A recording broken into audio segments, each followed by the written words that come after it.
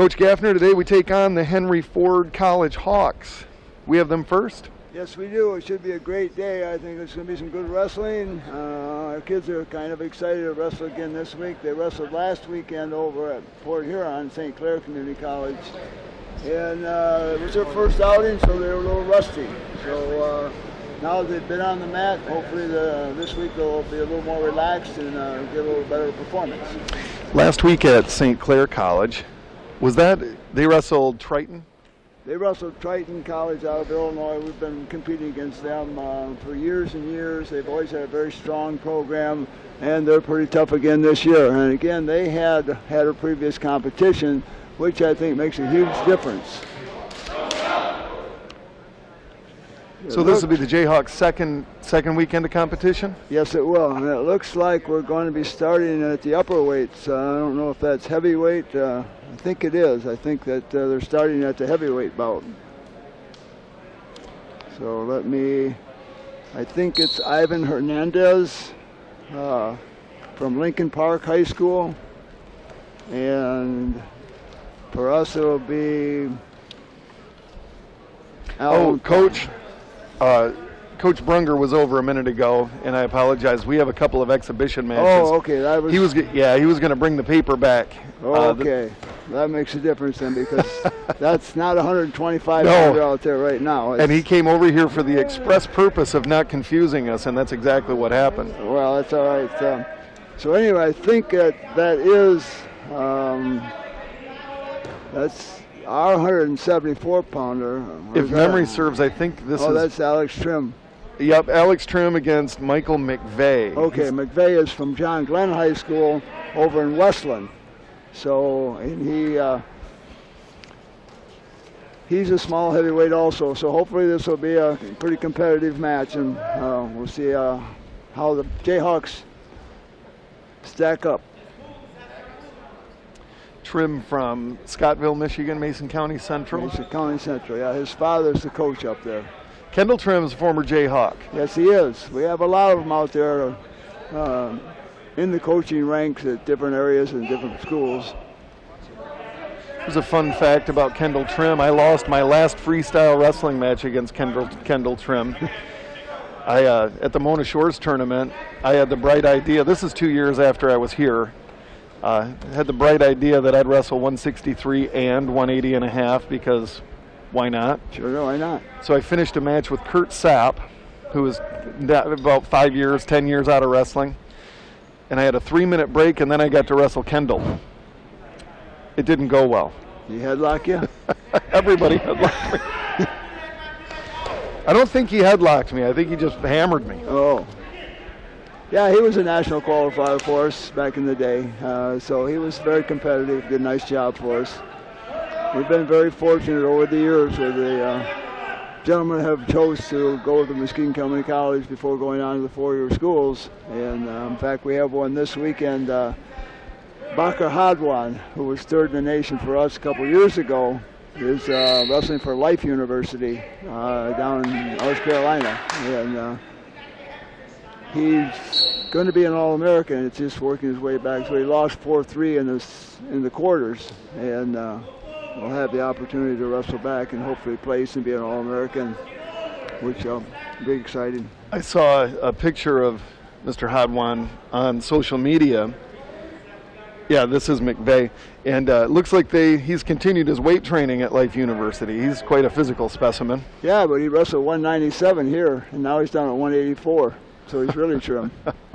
And he started out here in the beginning as a heavyweight. So okay. He's another one who trained down, and Alex has done the same thing.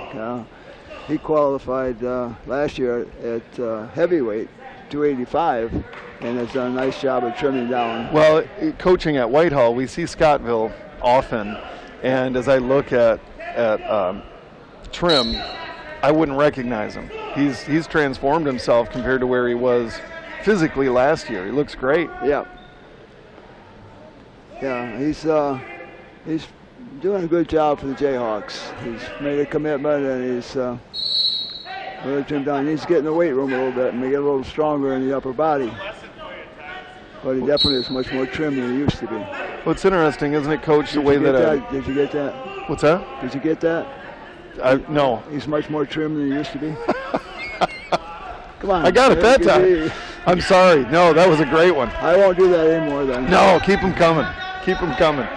I was thinking my next thought. I was basically ignoring you then. How an 18 to 19-year-old body can change and transform.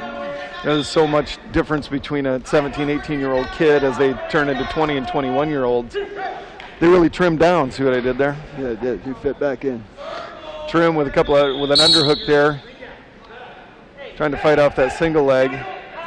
Yeah, one stalling call right away. Yeah, I got one for stalling because he backed off instead of circling. Trim into a low shot. Trying to get his head outside to double off there. There he goes. Come on. McVeigh, a little shuck. Gonna go behind. Scores his 2 points. Yeah, Alex has got to get up off his knees and get his elbows in and work up to a base. McVeigh looked like he was trying to cross wrist. Looks like he's still trying to roll that left wrist over. Yeah, I think McVeigh might have a little bit of weight advantage on him. He's normally a heavyweight. He's got that wrist over across the hip, looking for a tilt. No points yet. It's nice not breaking the plane there for Trim. He's just got to work up to his base and get up. Now get on the hands. He's got to attack the hands. Trim to his feet, still one-footed. Roll through. Got a 1 count there, no back points.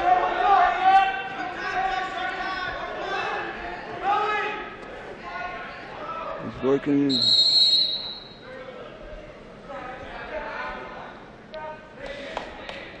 I'm not used to talking and keeping score at the same time. I'm not used to walking and chewing gum at the same time either, but we'll see if I can not mess up the scorebook too badly.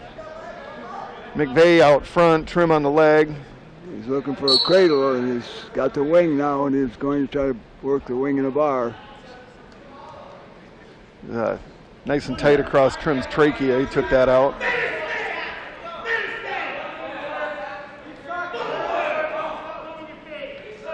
Alex has got to work up. He's got to get an extension all the way up. Good position there. Turn in. Oh, he should turn back into him.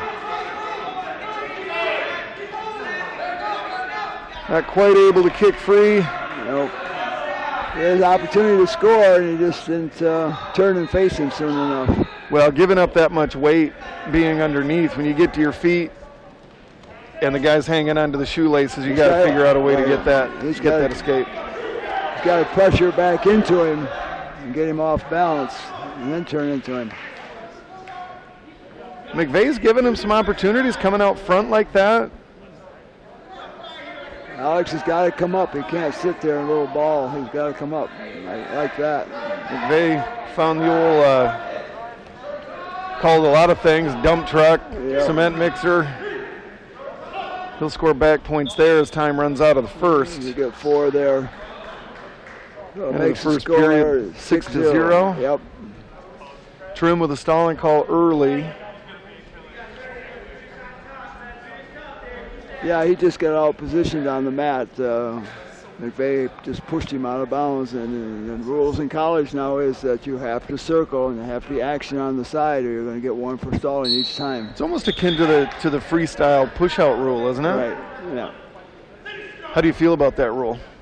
I think it keeps the action going. I think it's good for wrestling, but sometimes it's just a question of who can push harder and push them. You know. Well, Trim had a leg in the air. He was one-legged, just got pushed out. I mean, that's technically he didn't circle in. You don't have much of a chance to circle in if you're in a single leg. It awards the aggressive wrestler. It awards the guy who gets that leg in the air.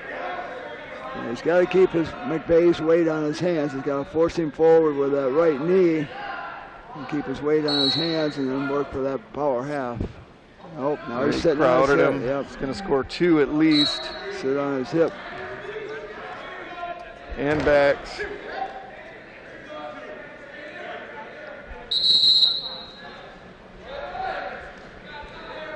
That's going to get tight, Coach. Yep, I think he might be in trouble right now. It looks like it, yep. 45 seconds into the second period, McVeigh falls there, scores the fall. That chair.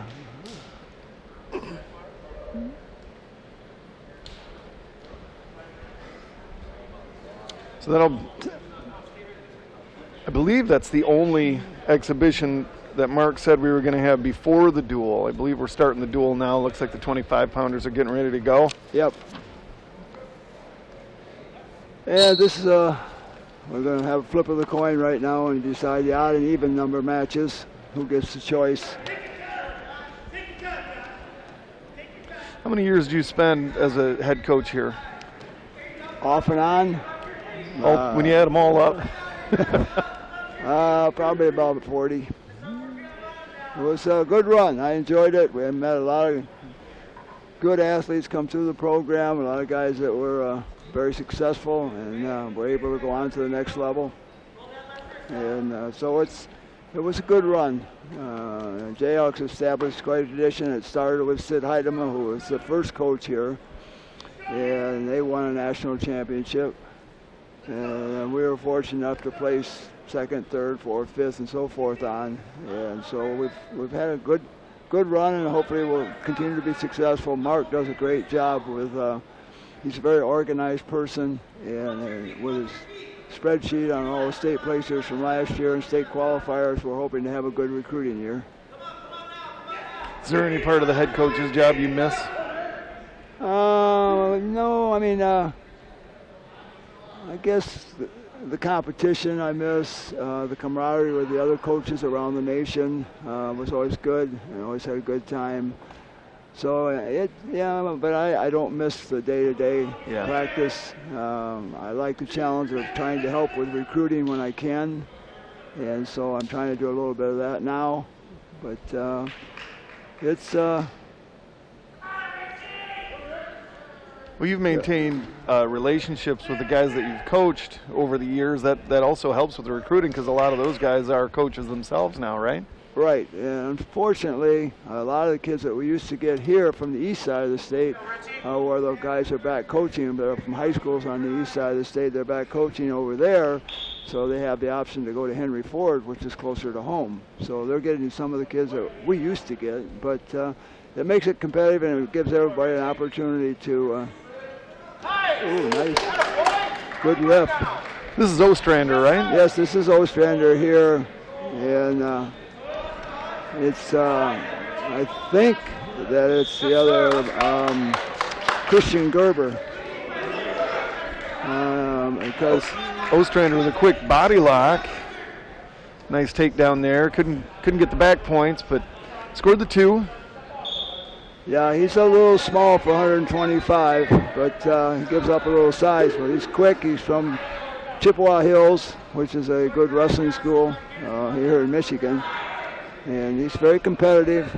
He drives here every day from Big Rapids. He does? Yeah. Wow. So puts in a lot of miles just to be a part of the program and get back into wrestling. So we need this victory here for sure. There's another body. He's got the body lock. Is he going to be aggressive with his hips there and attack with a 2-1 lead? He's got to be. There he is. So he won the battle. Give him with the power there. He had a nice tight bear hug and put him to his back. So he's just got to keep his position now, keep the pressure on Gerber so he can't get up to his base. I see the riding time clock running over there. There's a reversal by short sit out and spin and come around behind. So this is where Richie's going to have trouble because he is small. And these guys are going to get on top of him and make him carry all their weight. 30 seconds in. With a minute and a half left, still nursing that 4-3 lead. Yeah, he's got to get his knees up under him. He's got to get a base and work up to his feet. That's where he's been successful, is on his feet. So he wants to get to a neutral position. He's got to step up with those feet. He's got to get his feet moving. Gerber with a wing. No, don't go with it. There you go. How's he going to score that? Not even a loss of control. I thought he'd give him one. I thought he'd get one there too. But that's a good sign. He had a little flurry there with his hips. Yeah. Gerber's erased the riding time and turned it into 21 seconds of his own. Again, his first move's got to be up. He can't crouch like that on the bottom. He's got to get control of the hands and step up. Ooh, and tries an elevator and going to catch the head. There you go. Gerber with the wing on the other side. He's got to peel that off and come up. He's got to get height. If he stays down there, he's going to be in trouble. Gerber looks to be dangerous with the chicken wings. He's got like a half a bar on the right side, and the wing's coming loose. He's got to spin that arm over his head. They can't let him lock his hands. There's a cradle. He has the cradle locked. He's got to break that grip and extend his body. 19 seconds left in the period. Looks like he got him unlocked. Score here would be big. Richie's got to get up. He can't lay on his stomach. He's got to look up to a base. Well, and especially as Gerber releases pressure with his hips, you have an opportunity to build and flurry again. That's going to end the first period. The Jayhawk up 4-3. I think Richie's gas tank is Richie's to body language is it's taking injury time, so that'll give Henry Ford the choice as far as position. And that's a newer rule as well, right? If there's a stoppage for injury, the opponent gets the choice of top or bottom. Yeah, most of the time they'll take down so they can get that point escape. But I don't know. Is Coach's riding time a minute or a minute and a half? Minutes, 1 minute. And I know that you wanted to say that it's always been 1 minute. Yes. Yes, you can't get a point for every minute you have. No, just one. Yes. Just one. That's true. So with the riding time, Gerber's actually tied. Tie score right now. Yeah, basically, he's got to, if he is in the down position, he's got to get up to his feet and try to get neutral with this guy to make it a more competitive match. Certainly doesn't want to give the Henry Ford wrestler a lot of opportunities with those wings. He almost scored there about halfway through the first period.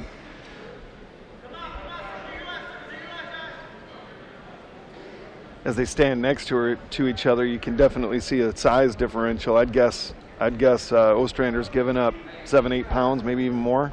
At least, yeah. I mean, he's a natural 125 pounder at 120 pounds. Yeah. And, are you suggesting he had a good dinner last night? I'm saying he can have whatever he wants. He's scrappy though. Those Forest Hills, those Chippewa Hills kids are always scrappy. Yep. Yeah, I just think that his gas tank is an issue with him. He's got to get.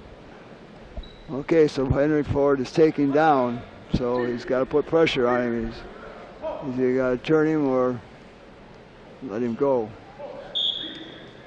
Don't let him have that sit out again. No. Now Ricky's got to. Now he's trying to get away. Now he's got to beat him on his feet. You know. I think there are worse things to have happened than to give up the escape there. After watching Gerber reverse him there in the first, nice shot. Can he finish? He's into the body lock. Oh, he's got a whizzer. He's got a whizzer. And a roll. A little fireman there on the whizzer. He rolled through it, yeah. Got the takedown and back points now with a tight half Nelson. Yeah, I think he's in trouble. Okay, good job. Good job. Good scramble. Good job of getting off his back, but I think he's going to start feeling that weight again. So he's got to try to keep this match to a major decision at the most. We're at 10-4 now with riding time. It's 11-4. So right now it's still a regular 3-point match, but he's got to score.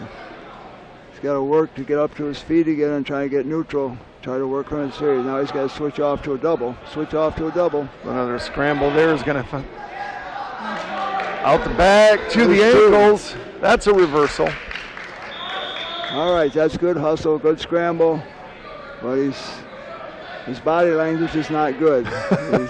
He's not popping right up to his feet. No, that was a good flurry there on the edge. Yeah. Closed the gap to 10-6. Well, the problem is that Gerber is so tall and long. You might as well cut him and just work with him on his feet, because I'm afraid if he stays on top, he's going to get in trouble. I would agree with that. I'd cut him, and I'd look for those body locks that he was successful with there in the first. Okay, there's one. Nope. I wouldn't hang out there. There's going to be a reversal plus back points. Little sucker drag out of the front headlock. Yeah, but I'm afraid Richie's in trouble. This may end up in a default. I don't know that he's going to be able to continue. So that was a stoppage. Is that 4 back points, or is there a bonus point there because of the stoppage? Just 4. Yeah. So that makes the score. I have 16. That's a default. And that's going to be a 6-point. 6-point swing, yep. And that was one that we hoped we could have gotten. The next match is going to be real competitive for Henry Ford. The young man they have here is a Seal Almahada. That's how I'd say it. And that's as close as I can get. And he is a returning national qualifier from last year. And I placed 6th in the state in high school. He's from Dearborn High School. And we have Alex Cantu. Local boy. He's from Orchard View High School. 3-time state qualifier. He does a good job for us, but I think that he's got to again use his leverage to his advantage. He has to make sure that he doesn't give up some easy points off his feet. Well, he's giving up some experience, right? Almed Hala is a sophomore. Cantu's a freshman. Is that right? No, Cantu's a sophomore also. Oh, yes. He wrestled last year. And he's done a good job. He's improved a lot, but he just needs to be sharp here, because the Henry Ford boy is really good on his feet. I've seen him wrestle before, and he's pretty slick on his feet. Hand fight to start off the match. I have to keep reminding myself we have 3-minute first periods.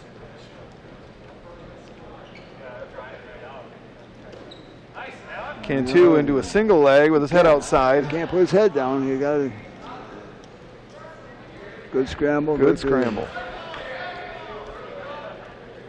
Yeah, I think Henry Ford had the flip of the coin, so they bumped this kid up to 133 against our better kid. So they won the battle there as far as choice, as far as who was going to wrestle at what weight class. Nice duck under with the trapped arm. I'm guessing he's going to try to keep that. That was slick. Yep, he's got to peel those wrists. Got to get up to his base. Got to move his feet. There he goes. Almed Hala is comfortable on his feet. There's another level change, this time to a fireman. Is he going to score back points there, Coach? I don't think so. Now he might. Nope. He's trying to weave that arm now up on his back and go under the arm and come around the other way. Like I say, Cantu is an experienced wrestler. He's had a year of college experience, so hopefully he can keep this one close.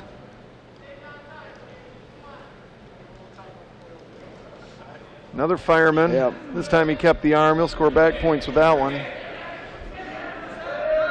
Well, you were right about slick on his feet. Yeah, he's ranked in the top 10 right now nationally for the NJCAA. He's ranked number 8 in the nation. That's going to be pretty tight with him covering the elbow with the hips. Yeah, I think we might have to give up 6 here too. And we do, so it's a fall. 2 minutes, 10 seconds into the second, that's a fall, and Henry Ford out to a 12-0 lead. Yeah, and that's what we didn't want. We wanted to be able to split those 2 matches. We wanted to win one and have them win one. So we've got our work set up for us now. Wrestling for us now is Jamison Ward from Carson City, Crystal, Michigan. He's a 2-time state champion, 4-time all-state wrestler, so he's got the credentials, and he's wrestling. Wow. Shakalib? Nicholson. I knew I could do the last name. I bet. So I'm breaking it. I bet it's Shakalib. Caleb Nicholson from Redford Union High School in Redford, Michigan, and he's a 2-time state qualifier, so he should be pretty competitive.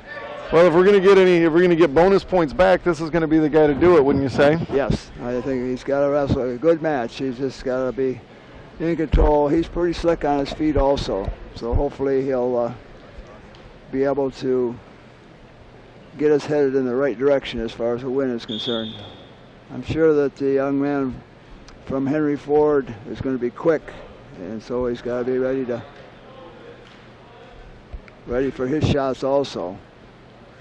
But Jameson's got to just set him up, move him around, get his feet moving. Forehead to forehead hand fighting to start off the first period. Ward in and out of a 3-point stance. Ward's father wrestled for me here at Muskegon Community College. Ward into a low single. He's going to crawl it up, yep. He's just got to work, keep his position, not get high. He's got to slide his hips back. Yeah, and he's trying to borrow that arm, get it up on his back also. So get it up on the back and then try to tilt him with it.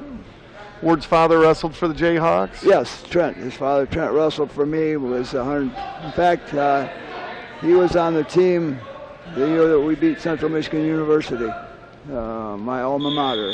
So that was fun for us. There's another one of those push-out stalling calls. Nicholson scores the escape, make it 2-1. Beating Central in a duel. Yeah, that must have been a highlight. It was for us. It wasn't for them. They pretty much were instructed to never wrestle a community college again. So. Was that at home, or did you go up there? It was up there.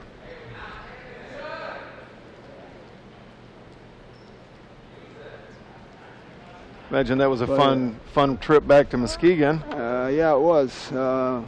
But today, I wouldn't want to wrestle Central Michigan University. They have one of the strongest programs in the state.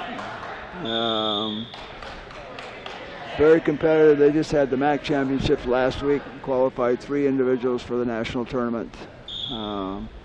First at 125, 141, and heavyweight. So they have a very, very, very strong program now under Coach Tom Borelli. I'm not trying to give you a quiz here, but those 4 will obviously qualify to the NCAAs. Do they have other qualifiers beyond those 4? Well, they have the 3 that were champions, automatic qualifiers, and their 157-pounder, who's a redshirt freshman from Florida, qualified also. And then they have the option for additional qualifiers at 133 and 197 because they went to the Nationals last year. Now when he takes his shot, he's got to get an angle. He can't go straight at this young man because he's pretty strong. He's pretty quick. That's a second stalling call, though, and will be a point for Ward. He's in on the single. He's just got to keep his position now. He's got to tip him up to his back and put him in danger. Nicholson locked around the body there for a minute. Now he's on his hip. Now if he switches to a double, he should be in good shape. There he's got 2. Now he's just got to tip him up to his back. That'll make the score 5-1. He's got to get right on those bar arms right now. He's going to use those legs. He's got to keep that hip pressure on. You can't let him come up.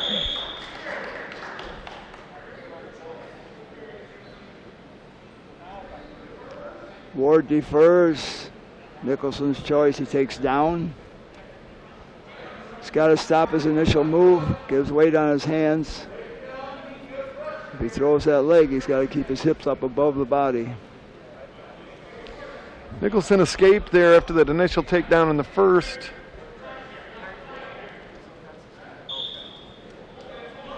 Ward with a tight waist off the whistle, puts his hips on the mat. That's a good start. He's got to get wrist control and start working those wings and trying to put pressure on him. Can't let him just lay there.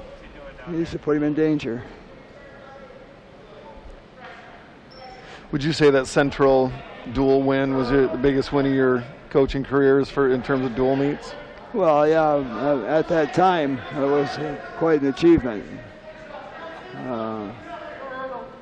So we've had some good experiences over the years, some big wins, but that was a big one. It was fun to beat my alma mater. Fun to beat who? My alma mater. Oh yes. I thought you said Wyoming. That'd be a different thing. Yeah, it would be a lot different. It's a long trip. Ward with a leg right in, good hip pressure across the face. He's got back points there. Oh. Did he count him? No, he missed it. There was 2 there. Took him past the 45. He might need a stern talking to, Coach. Yeah, he's a little slow on his call. Maybe he didn't have his morning coffee. That might be. Don't get high. There you go. I just got to put some pressure on him. Ward now over 2 minutes of riding time.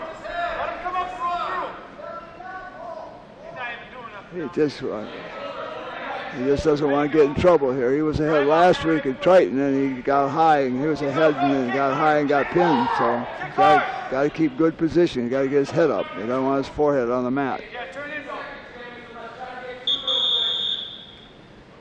Stalemate. So I'm sure that Nicholson's going to give it everything he's got on the whistle and see if he can get out for an escape. Ward just has to stop his initial move. Ward this time into a spiral claw ride. Nicholson to his feet. He got one. Here he comes.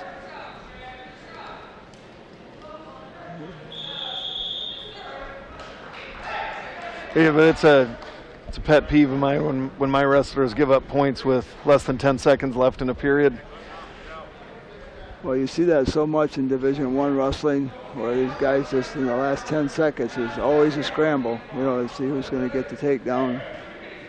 You've got to be going. You've got to wrestle the whole time. You can't. There's no breaks. You can't take a. Well, so often those points right at the end of a period come back to haunt you later in a match. Well, Ward's got to get up to his feet right here. He's got to get up. He's proven he can take him down, so he's got to get an escape. He doesn't want to get cradled. Isolate that hand and turn.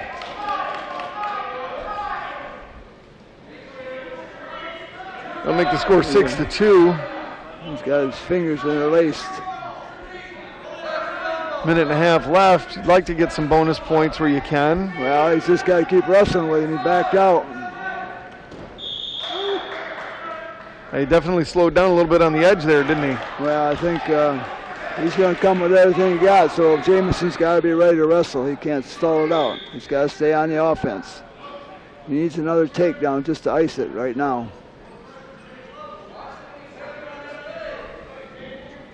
Keep your feet moving. Don't stand still.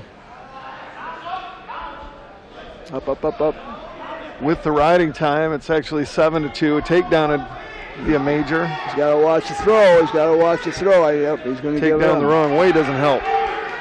Well, Jameson stopped wrestling. He's got to keep wrestling. He's got to get one. He's got to get up.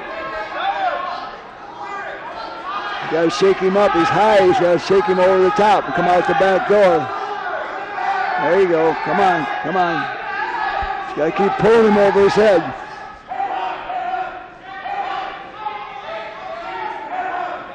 There you go. There you go.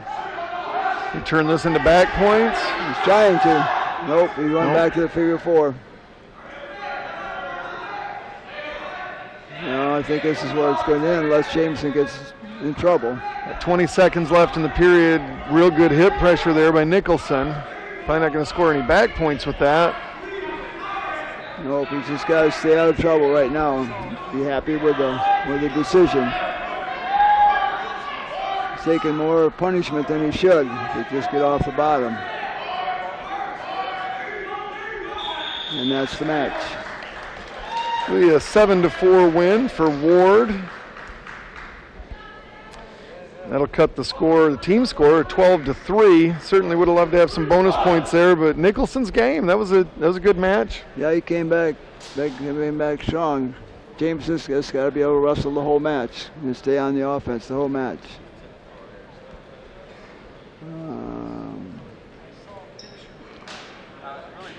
I think we have 149 for Henry Ford. It's Elijah Kidder from Royal Oak High School, Royal Oak. And he was a returning national qualifier. He qualified for the Nationals last year. And our young man is Caleb Bunce, who was a state runner-up last year from Stockbridge High School, Stockbridge, Michigan.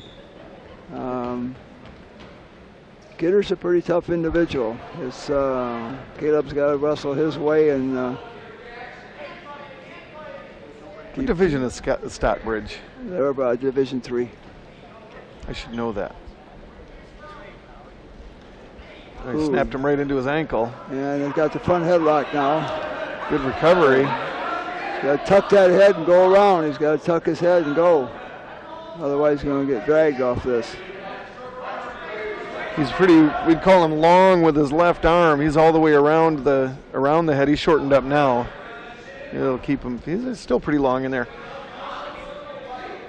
And now he's got a 2-on-1. He's got a circle. He's going to get one for stalling. He's got to let him in.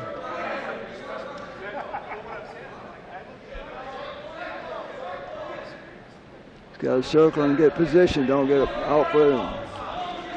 He's got to let him in.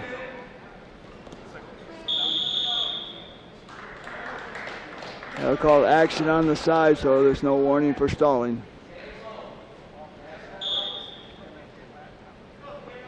Dunce has got to move his feet. He can't stay in one position. Try to get an angle.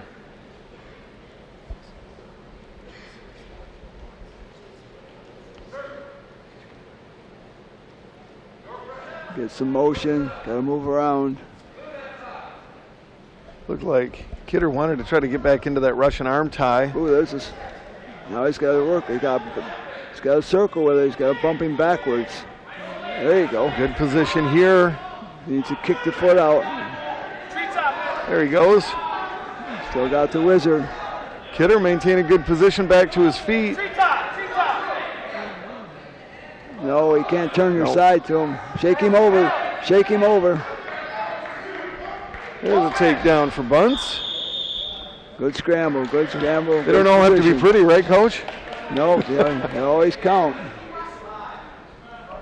58 seconds left in the first period. Bunce with a 2-0 lead. Now you got to keep him on the mat. Got to tilt him. He's got to keep him flat, keep the pressure on.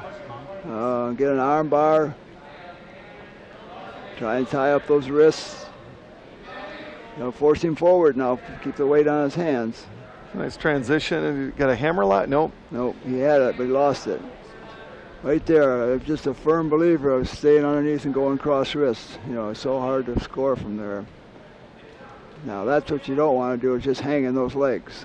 You either got to put them in or not. I had this conversation with one of my high school kids as a freshman, and of course we ride cross wrists up at Whitehall, and he wants to be a leg rider, which is fine.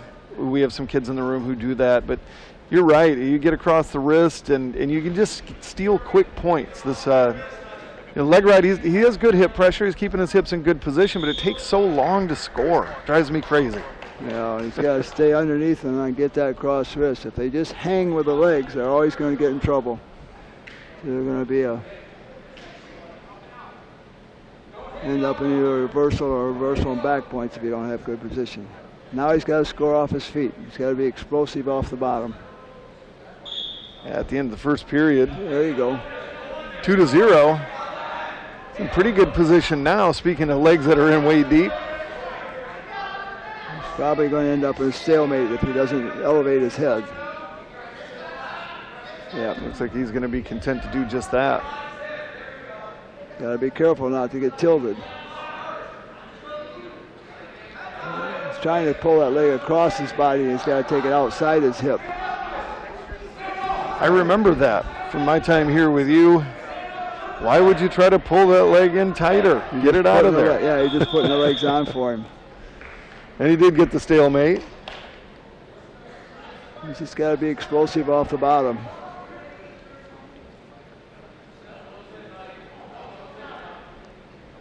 Of course, we see our young kids, well, even our older kids, seniors in high school, grab those shoelaces and pull it in tight. Good motion off the bottom. Keeps sliding now. He's got to slide his hips down and back out the door. He's back in that same stalemate position again. And he's giving up riding time. Now the riding time just went to even. Right That's there, good, good spot. He's got to get his head up. He's got to get higher than he's just got to come up. Got to bring him up higher. He's going to get another stalemate there, isn't he? Get another stalemate. Or back points. Kidder with the arm bar on the left side. 30 seconds left in the period. He needs to score this period. He can't lay there on the bottom without trying to improve his position. What do we got? Stalemate or blood time? Looks like blood, I would guess. But maybe more importantly, that gets a fresh start with 25 seconds left in the period. Yeah, I mean, Bunce does a good job of scooping that leg, but then he drops to his hip. He's got to keep his head up and keep shaking the guy over the top. Well, it looks like he's trying to create scrambles from the bottom here with the last with 37 seconds left in the period. I would certainly encourage one of my guys not to create scrambles with a leg ride in, but to get to his feet off the whistle. That's the advantage of a fresh start here. Yep, he wants to get that 1 point during this period. It'd be so important to score in this last 30 seconds of this period.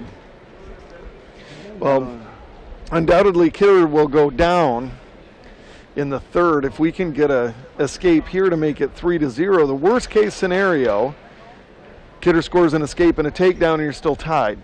I'm not sure how much riding time Kidder has. It was 0 just a few seconds ago. I think it's only 37 seconds, so won't be a factor going out of the second period. No, I'm wrong about that. I was looking at the time left in the period as 37 seconds. When they take the blood time clock down, we can. I don't think the riding time is even 37 seconds.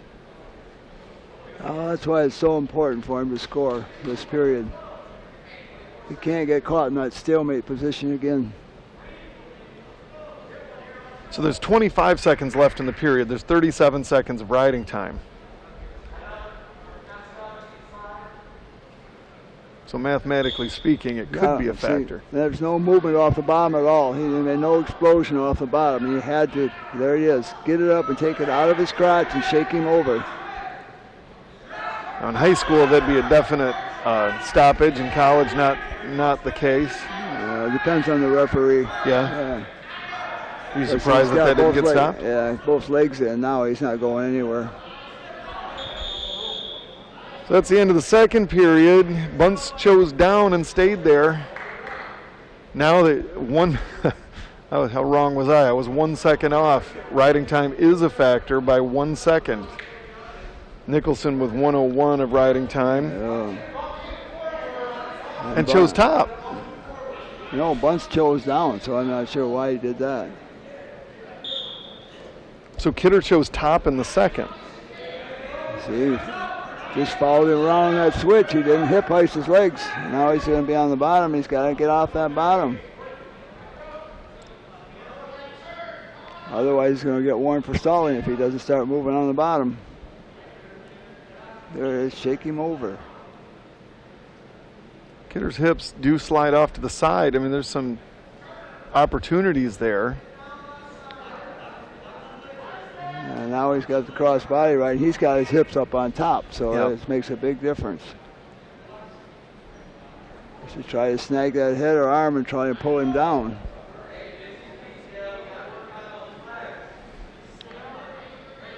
He just can't hold his base. He's got to get up. Watching for the figure four. There it is. Now he's got him separated. Stalemate. Should we get a fresh start? Nobody's doing anything. Good pressure on top by Kidder. Kidder still chasing a point. Trying to work that power half in.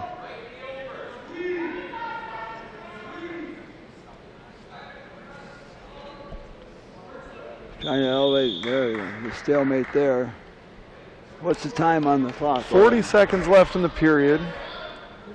Almost 2.5 minutes of riding time, so that's a done deal. So the score's 2-1 bunts. No stalling calls either way yet. So he's got to get out. There's no doubt about it. And he doesn't make any effort at all. There's no movement at all off the whistle. So he's not going to be able to get out. There's your stalling call. Now things could get interesting. Another stalling call would tie it with 25 seconds left. And he's got it under the leg now. Bring it up high. You got to think that up over his head. Bring it up high above his head. Definitely has Kidder in bad position. But he's staying flat on his stomach. He's got to get up and get some elevation. There it is. Come on up. 3, 2, 1. That's going to do it.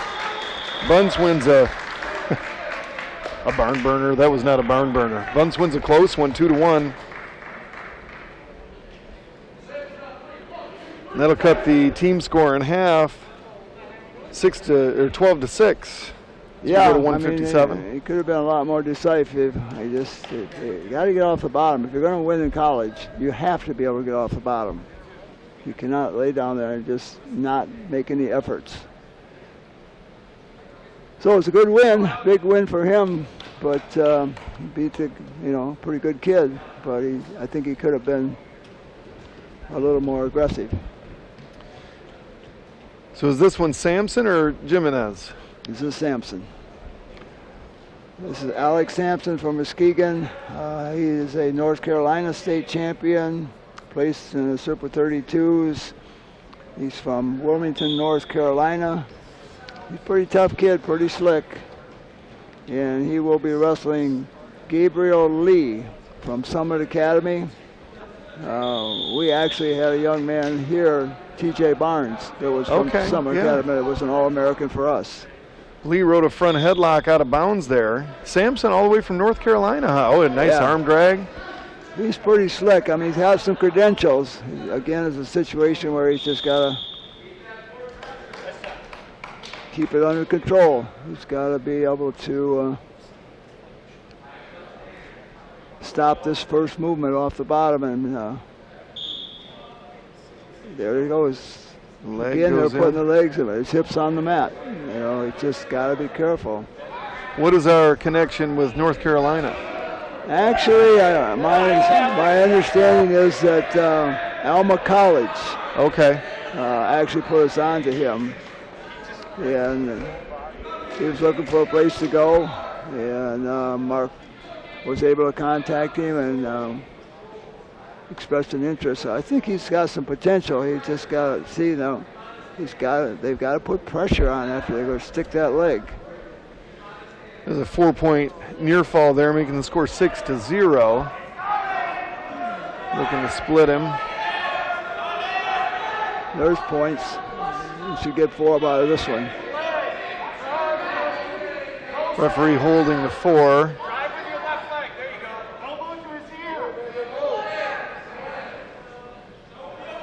Now he's holding the 2. It'll be 8-0. I'm pretty sure that was 4 points, but I'll talk to him about a slow hand in between matches for you. He's got to make sure he takes this over slowly and it doesn't turn into him. Like that? Yep. Or that the opponent doesn't turn into him. Right. I felt like Alec turned in a little soon.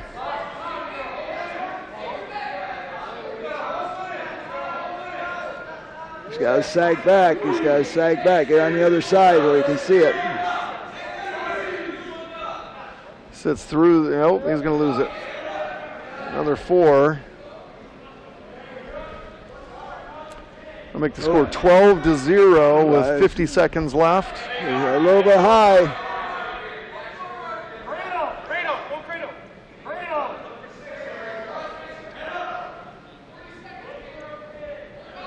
Again, he's got to shoot those hips across, put him down on.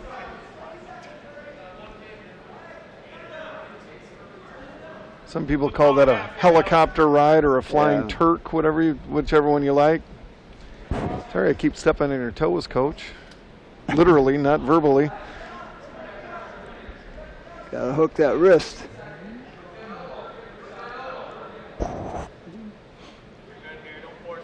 Just going to come out of this period. He's just got to be careful about hanging his head like that. When they hang their head over the edge, somebody come back and catch them. You know, they got to be aware of their position. So that's a 12-point first period. Is this on your radar as a coach? A tech fall still has you behind by a point in the team department. A pin will tie it. You encourage him to look for something tight. Well, if he's going to put him on his back, he needs to hold him there. He just can't be satisfied with points. Like throwing the legs here is, again, his position is, to me, is suspect only because it's just hanging on top. So if people are watching at home, they have a great camera angle there. The hips are hanging off to the side. That's what you don't like? Right. He needs to be up on top or shoot the hips across. Right there, the young man from Henry Ford is content just to stay in that position. Certainly. Here's some of the bench encouraging a power half, looking for something that'll score the team 6 points. He just needs to keep it simple at this point and not try to. Power half him. It'll be there. It'll be there. Go that power half. Right there. Yes, sir. Yes, sir. Other side. Henry Ford is content to stall it out. Certainly. He's already given up the major. Now his job is just to stay off his back. He's not going to take any chances, I wouldn't guess. Forward. Push that elbow forward. Now he's got both boots in. Now he should force that half. Certainly, if you're the Henry Ford wrestler, you know the situation and know that only giving up a tech fall is akin to a win at this point. Sampson just not getting any pressure on with that arm. 23 seconds left in the second period. Sampson with a 12-0 lead with the riding time at 13. Let them turn him up the whole match.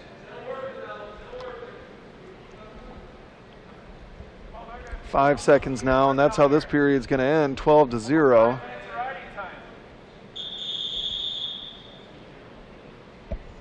Sampson over 4.5 minutes of riding time. Yeah, he can't turn him with his legs. He ought to go to something else. He's tried for a period and a half to work the legs, and it's not working, so he needs to go to something else. Lee chooses neutral in the third. Low ankle. There's your takedown. He shouldn't put the... He tilted his way into a headlock. That's what I'm talking about, hanging the head. He was hanging his head over the edge.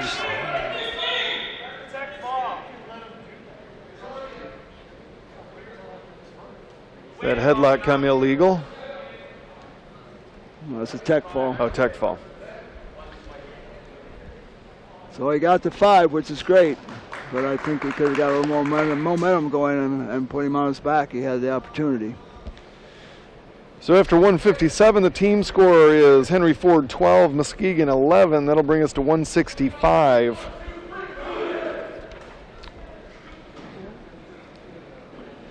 Yeah, I'm not sure who Henry Ford. They've either got Logan Valente from John Glenn's High School in Westland or Palik Kelly from Lincoln Park High School, Lincoln Park, Michigan. We'll send out the young man with the best name on the team as far as I'm concerned. Yeah, and for Muskegon, it's going... Is that Paulo Dragon? Nope, that's going to be Julian Jimenez. Jimenez. Well, that's not the best name on the team. Paulo Dragon is. Paulo Dragon is, yeah. Julian is from Holland, West Ottawa. He's a 3-time regional qualifier. He's pretty quick on his feet. Like I said, I don't know if this is Valente or Kelly for Henry Ford. Jimenez quickly into a front headlock situation. Now an overhook and into a front headlock of Who's the Henry Ford kid? Who's that? Right there, he snapped him down. Now he's got to move him. He's got the head trapped. Tuck his head and go. He's doing a good job of getting his head in the hole. He's got to move his feet. You can't just hang there. You got to move his feet. Looked like he might have been looking for a cross ankle pick there. Had his head in good position.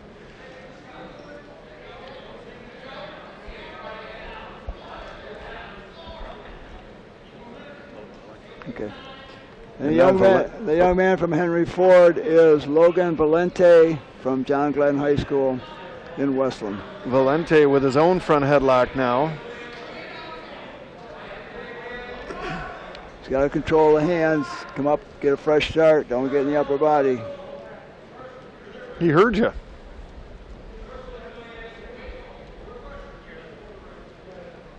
Better create some space and take an open shot.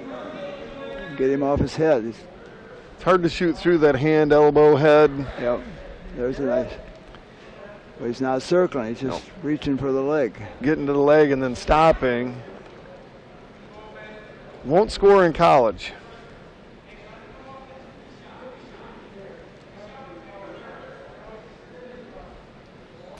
One minute left in the first period, 0-0. There's a nice shot. There's a nice That'll shot. score.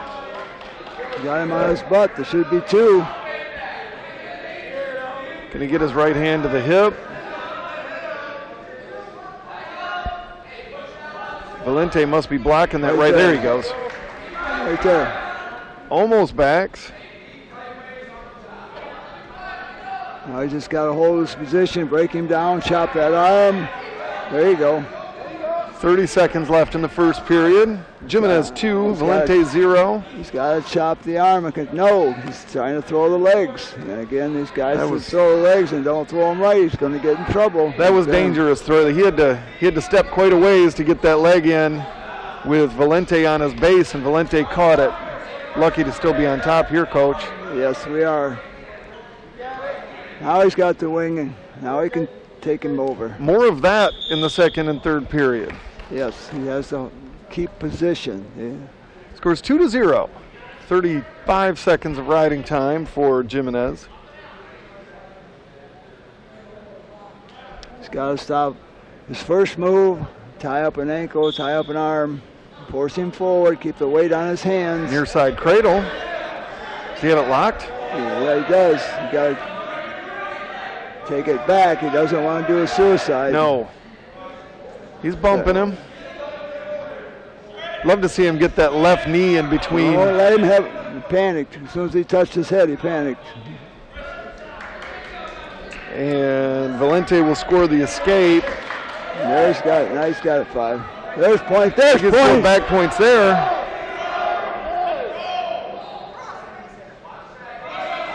Has he awarded the takedown yet? No. Hernandez got to get his head up. Julian's got to get his head up. In these scramble situations, whoever's higher typically scores. We call it stalemate, potentially dangerous. Again, he's got to take that quick shot. He doesn't want to tie up. He doesn't want to get in that ear-to-ear situation. He wants to open shot at the ankle. It's an ankle pick right there. Shuck it by. He had a throw by. That's unfortunate. And that's why you're saying out of an open out of open position is where he wants to be. See, he's given 4 there. And to me, that wasn't 4.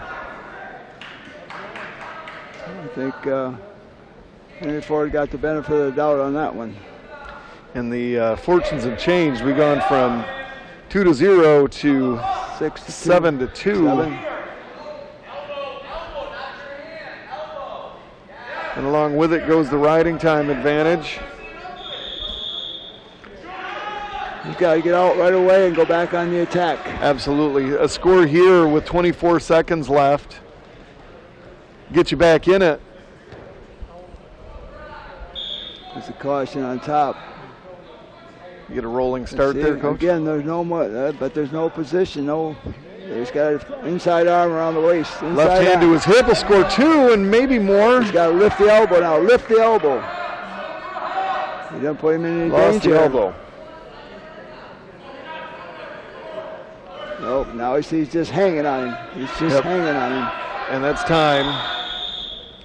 Well, that's a good flurry at the end there to get him back in the match, 7-4. He takes a down position, but he can't get a reversal and just climb up on top of him because he's going to get reversed again. So first thing we do is get off the bottom, make a move off the bottom, move your feet. There's nothing happening at all with his feet. I'd say the Jayhawks need to work on that first move. Right now that first move's down to their elbows. Some guys like to do that and wait for the top guy to make a mistake, which happens sometimes in high school, but he's just sitting there. He's not making any effort to move his feet at all. He's got to create space. Can't sit there and wait for a perfect opportunity. He's got to create a situation. Valente working on the cross wrist, out of the claw and into the cross wrist. Now he's going to throw a leg. Missed it. Pretty good position here for Jimenez. Can he capitalize? Chasing 3 points. Yep. You don't want to end up in a cradle. That could be 6. Get down. Get your butt down. Yeah, don't get it. We know he has a reversal. We know he has at least 2. Maybe 4. He needs to settle his hips so he can't come up high in the air with his butt. He's got to keep it down. You got to chop the arm and break him down. There you go. That's a good ride. We like that ride. Try to cross elbow, slips down to the wrist. Nope. 30 seconds get left. Down. Got to settle back. You got to get up his butt. No. He's jumping high. Don't let him climb up there and put a leg in. 10-7, 20 seconds left in the third period. Just got to keep control of that wrist. Stalling on the top wrestler with 13 seconds left.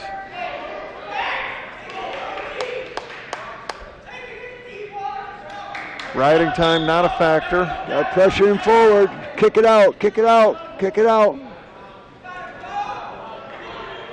Now he's got to work up. There he goes. 3 seconds.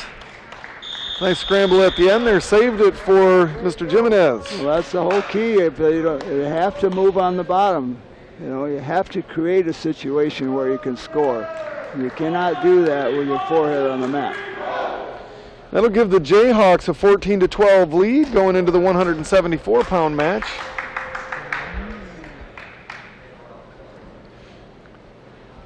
At 174, it will be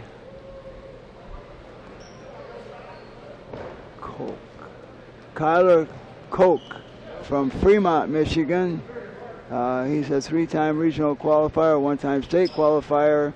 And for Henry Ford, it'll be Vaughn Petty, who placed 8th in the state, and he's from Chippewa Valley. So hopefully this will be a competitive match here.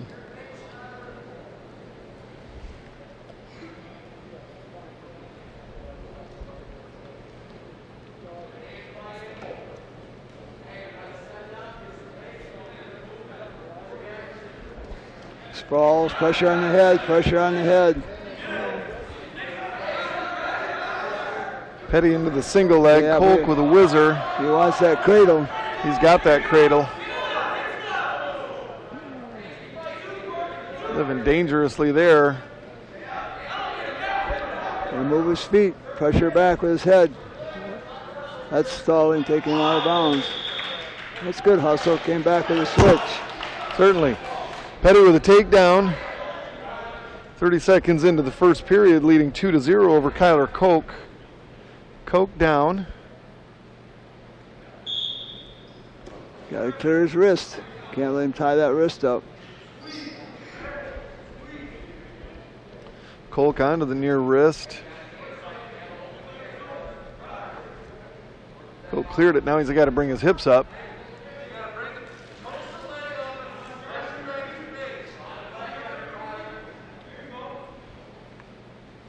Got the elbows out. He's got to get him into his body. Slide his knee up. Knee slide up and get a base.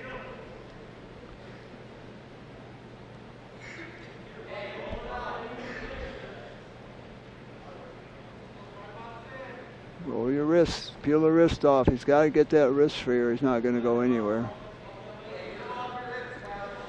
Petty's staying over the hips and on the wrist. In high school, they'd get a stalling call on the top guy. Is that treated a little bit different in college? Not really. I mean, it's the pressure on the wrist and, making an effort to turn him. It's just, a lot of times he doesn't have an angle. He's not going to turn him, but it makes it look like he's the aggressor. 1 minute left in the first period.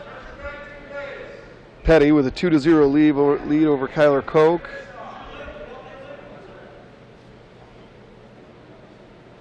Yeah, we hope this is Koch's first time down in 74, so hopefully his conditioning. Oh, he's in trouble. That's big trouble. Yeah.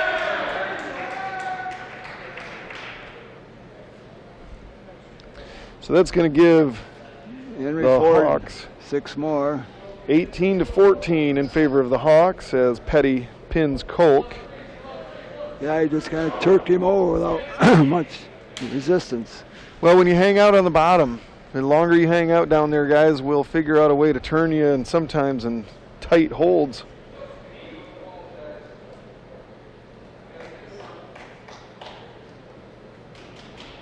Okay, this is Bronson Jewell from Grand Haven High School, Grand Haven, Michigan, for Jayhawks. He was a regional qualifier last year. And I think it is Dean Elder, who was a national qualifier for Henry Ford last year. He is from Dearborn, and he was a state qualifier.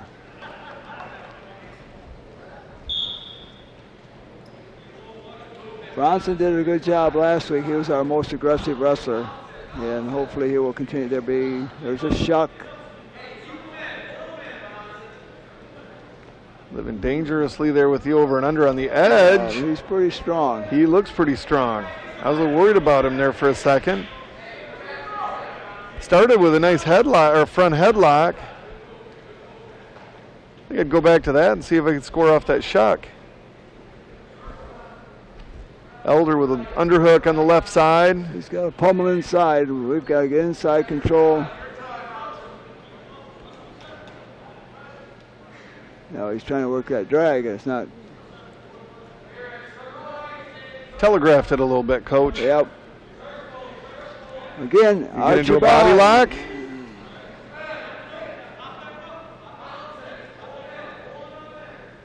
Was he too assertive, or did he need to be more assertive with that body lock? He needs to get his hips into it. That way he could get his hands. He's got to get his hips under him.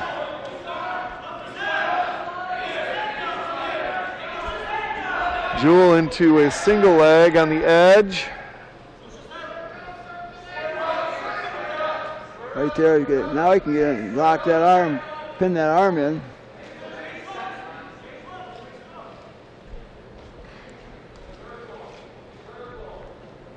Jewell definitely pushing the action.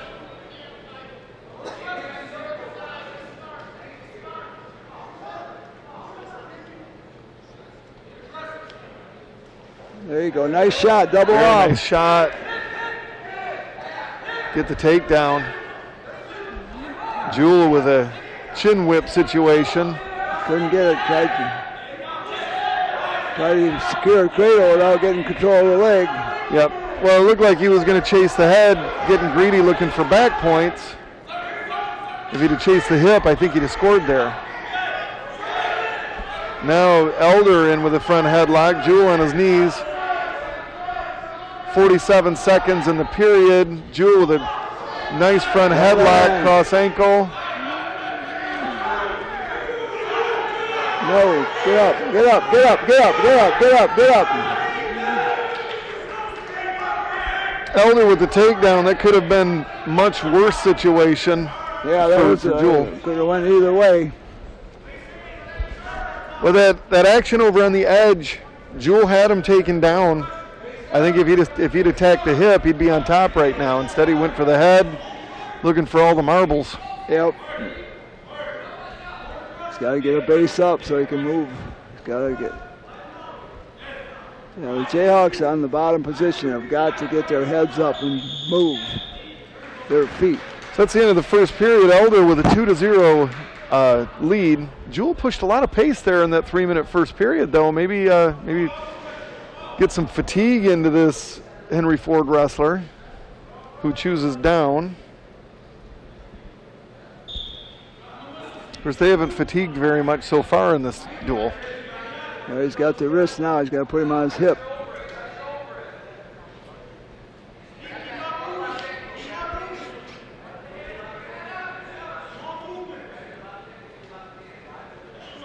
Jewel with a cross wrist up the crotch.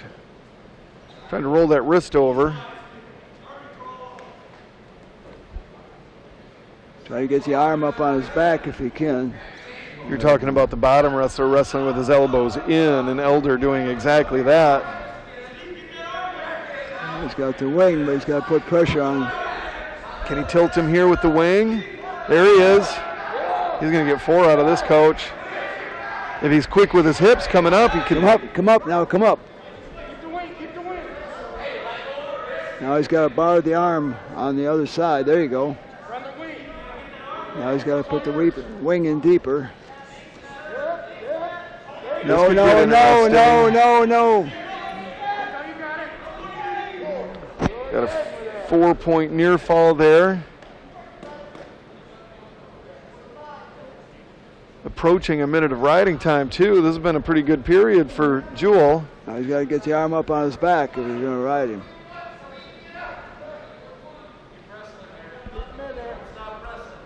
Assuming this period ends the way it is right now with a 4-2 lead and Jewel on top, do you put him back on top, coach, or do you put him down? Down. But he's got to explode and get hand control. He's got to ride him out this period and not let Henry Ford score. Break him down, get a wrist, break him down, there you go. Keep the pressure on him, make him feel the weight. 20 seconds left in the period now. Jewel over a minute and 10 seconds of riding time, looking for force a half. Don't hang your head over the edge. Don't hang your head. Looked like he was trying a cheap bundle tilt there.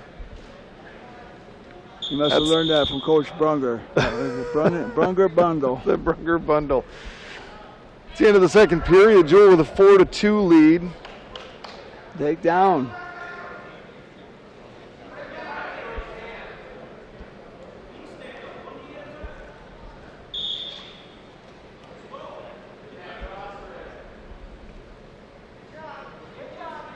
Don't get out. Settle your hips down. Break him down. There you go. Keep the cross wrist and try to hook the arm.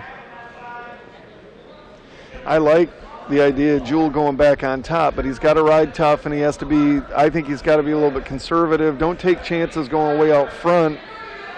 Look for more wings. Maybe hit that wing tilt again. Has the cross wrist.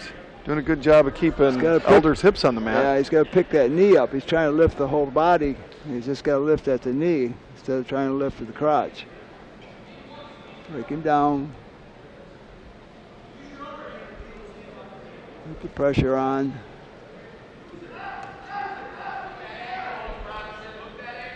Approaching a minute left. You got to protect his head.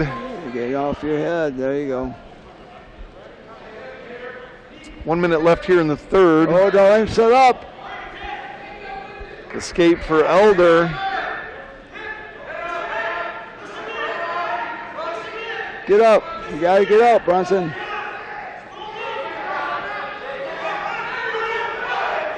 Get up to your feet. A minute ago when I said I was happy he went back on top, this is the only thing he couldn't do, is give up and escape.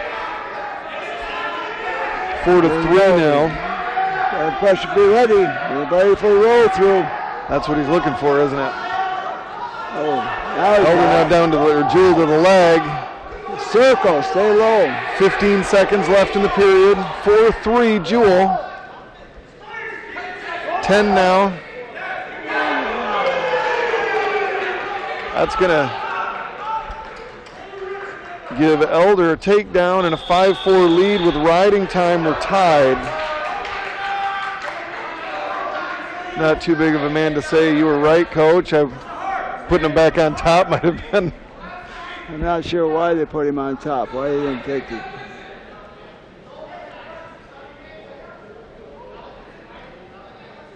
Somebody better go there before they make the decision. It should be riding time, right? Should be riding time. We're well over 2 minutes of riding time. There they go. Tied 5-5. We're going to go into overtime. 1 minute overtime period. First score wins. First, well, it's a takedown. First, if there's a takedown, if he takes him to his back, either way, then they can still continue the wrestling. And if they don't score in this period, then they'll go to 30-second.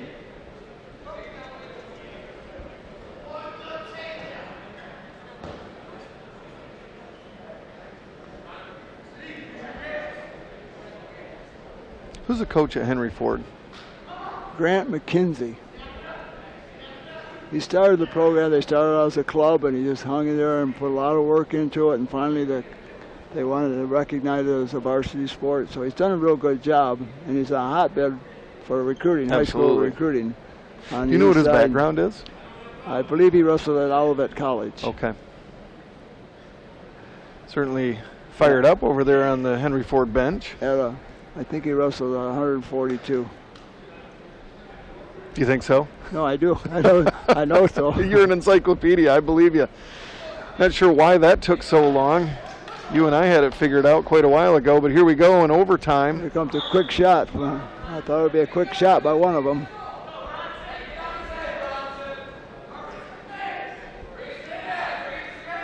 Reaching. Yep. Elder digging that underhook. Jewel doing a good job at clearing. He should fake. He should just feint and shoot to the leg. He just doesn't want to work that upper body stuff. He wants to take the leg. He just should fake to the head and drop to the leg. 30 seconds in the overtime. Yeah, I think the overtime might favor Elder. I don't know. There he comes. There's a good shot on the edge. See, he should have just brought his hips into it and lifted. Needs to do that same shot in the middle. Well, he took it, but he didn't bring his hips with him in order to lift. You got to have your hips under you so you can lift with your legs. There it is. See, he's just going straight out instead of dropping his hips underneath. He should get there and turn an angle. If he's not going to bring his hips with him, he at least has to get a corner. That was just all straight ahead. Was he hoping for a push out there? But he should have gotten warned Henry Ford for a stall. That's going to end the first overtime period. Still tied at 5. Got another stoppage. Yep, for blood. Yeah, he had his shots. He had 2 of them, and I thought the second shot where he drove him out of bounds should have been a warning for stalling. They want to get this taken care of as quick as possible and get him back out on the mat. Certainly. So can you explain, well, I know you can, will you explain how this next overtime period is going to work? Well, the flip and whoever takes the advantage position on top for 30 seconds, and the bottom man will try to escape. And then if the third period comes, they reverse positions, and they'll see who gets the. But it's total escape. Points. So in that 30 seconds. The first overtime, it's based just on action as far as scoring points. If someone gets an escape, the other one doesn't, he wins. If at the end of this, both guys ride out 30 seconds, it goes to another overtime for 1 minute, and then it goes based on riding time.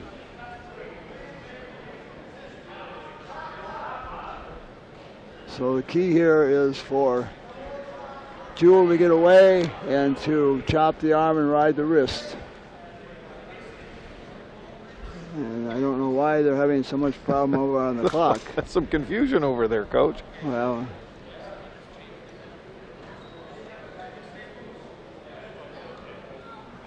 Fred Schmidt would have had this worked out a long time ago.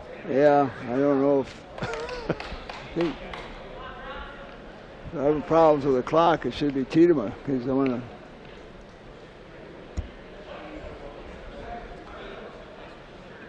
Well, it's not the officials' confusion. It's the clock. Yes. We won't throw Mr. Powers under the bus only because he's bigger than me. Is that Alan Powers' dad helping out over on the. Why are they going neutral? That's a good question. Mark Brunger just stood up in confusion. Why are they going neutral? I don't know. It should have been down. Unless. Have they changed the rules? Was there bad time? Are they re-wrestling? So.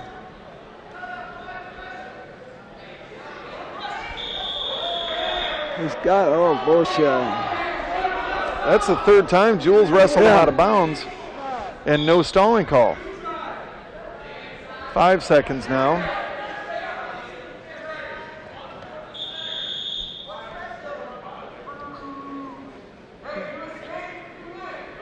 Now he's got to score the 1-point escape. 30 seconds apiece underneath, correct? Was that re-wrestle on the first period? And a locked hands, that's huge. And the escape. And the escape. You got to. Should be a It's interesting. They stopped it there. 1 point escape, 1 point locked hands.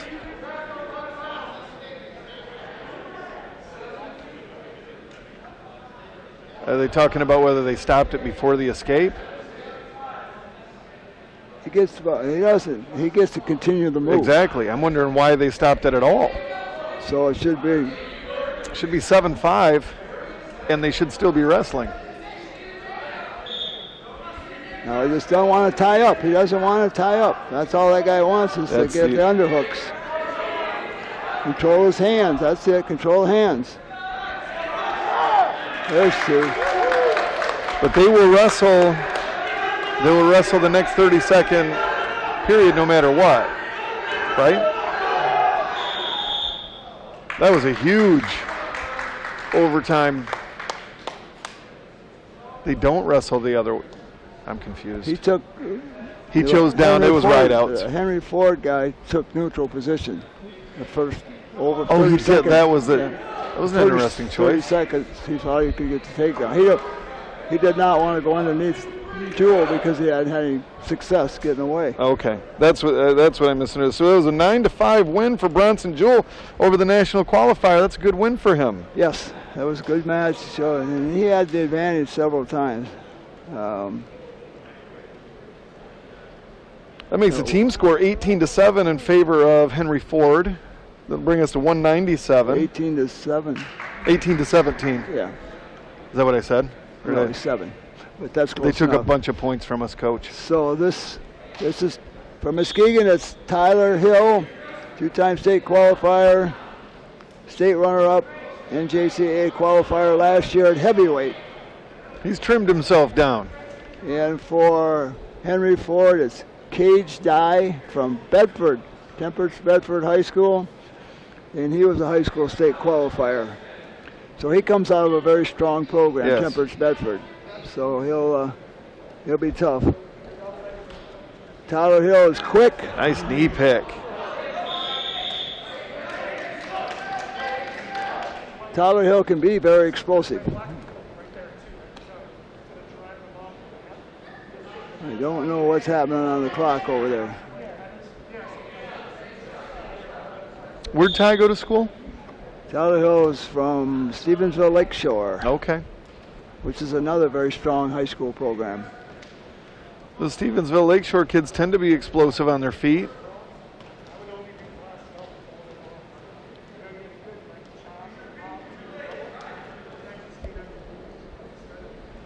Tyler Hill's got a real good ankle pick if he can get it set up. He had a pretty good knee pick going out of bounds right there. Right now he finds himself in a front headlock. Circled out of it. Right there. Got to get his hand free. It's a token shot. They got to bring their hips with them if they want to score.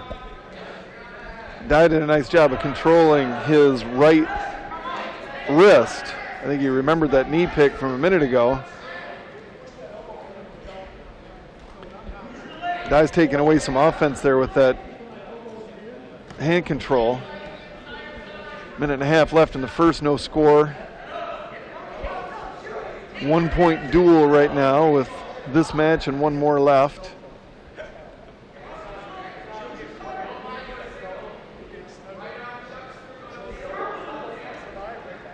Hill with a Russian arm tie, loses it.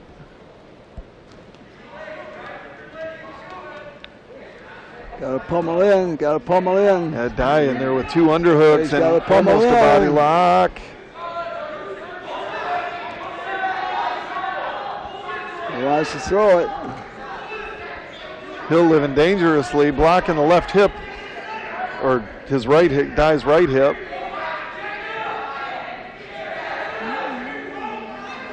He brought his hips with him, Coach. Yep.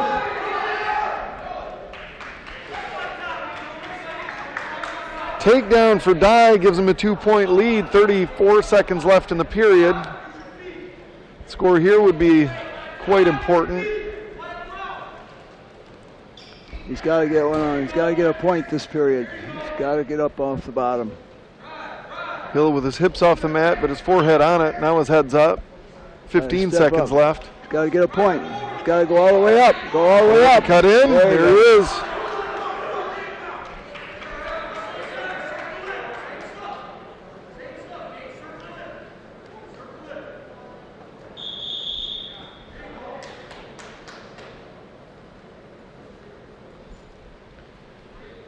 It's the end of the first period, 2-1 in favor of the Henry Ford Hawk.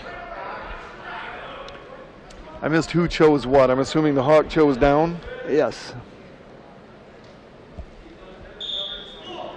Oh, no, get up, give one. Could have been 2.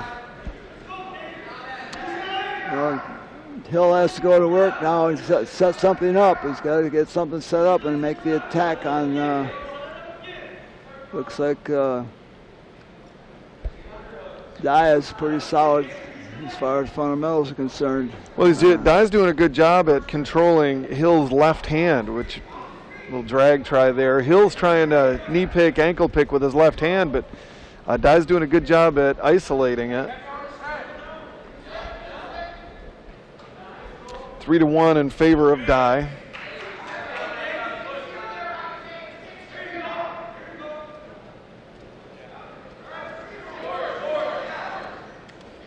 There's the knee pick. Got to bring his hips with him. Seems to be a recurring theme here, Coach. Yep. No penetration at all. Dye now with a front headlock. 1 minute left in the second period.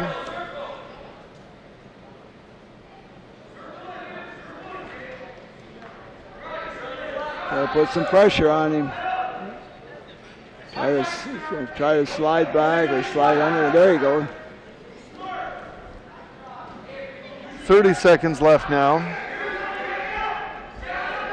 He goes again. Little duck under try there.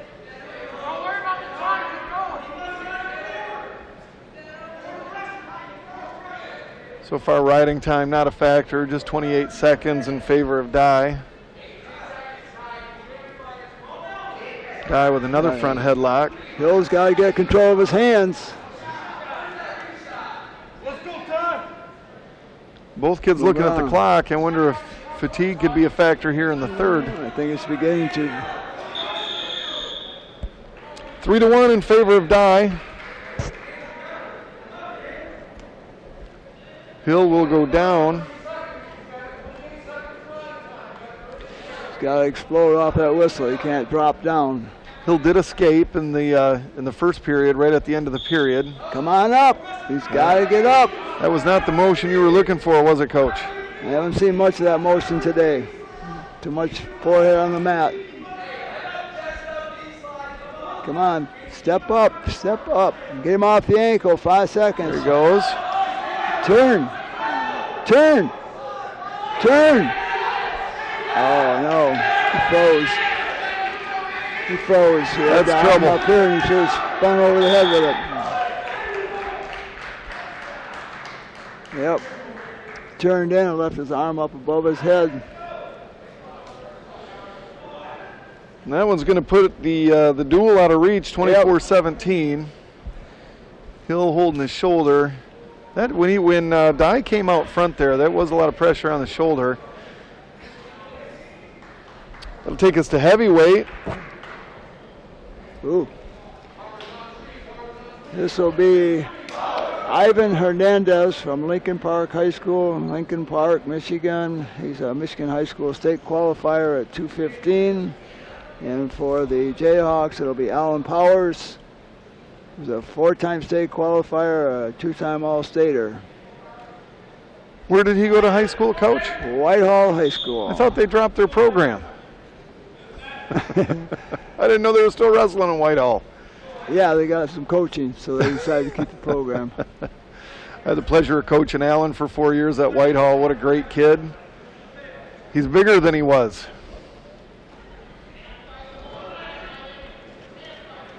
Ooh, almost had a leg snatch there. In high school, Alan liked to wrestle out of an underhook, and he would hit a lot of those knee snatches.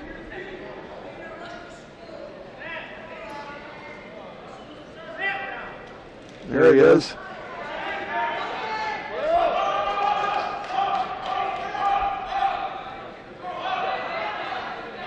And if memory serves, I'd look for chicken wings out of Mr. Powers. Keep the weight forward on his hands.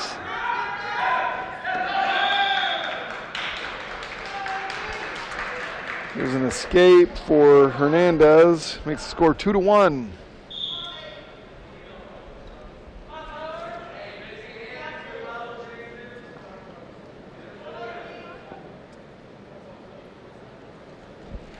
There's a nice suck. Nice slide by right there. Took him down. Got to break him down. There it is. Break him down.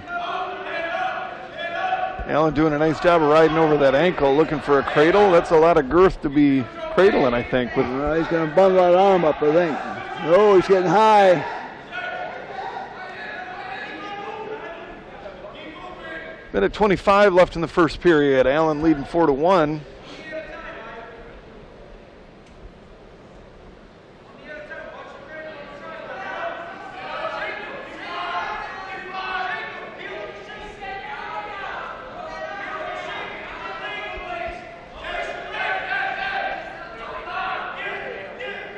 They keep the weight on his hands. You got to force him forward. There you go. Chop the arm, break him down. Ah, nice trip. Now he's got to keep him flat. Now that he's got him flat, he needs to keep him there. Got to push the elbows to his hand. Good hip pressure for Allen. Looking for a power half on the right side.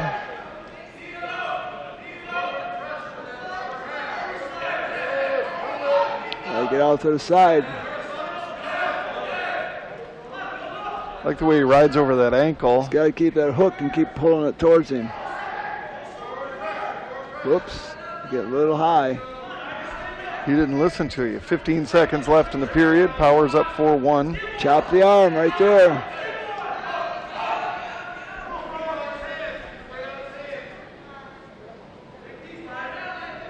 That's the end of the first period. 4-1 Powers with 2 minutes of riding time. Good job. It's all about position with heavyweights. Hernandez wants to wrestle on his feet. Gave up 2 takedowns in the first, and now he wants to be neutral. That's interesting. He's looking for the home run ball, Coach. He probably Powers just got to work that shuck again, that slide by. Looks like he's going to try it there on the left side. He's trying to set it up.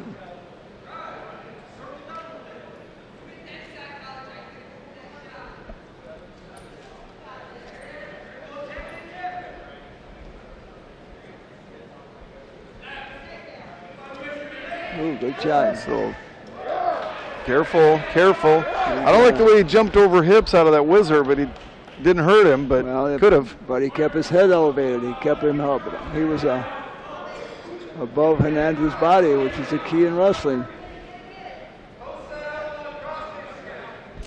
A takedown will give Powers a 6-1 lead.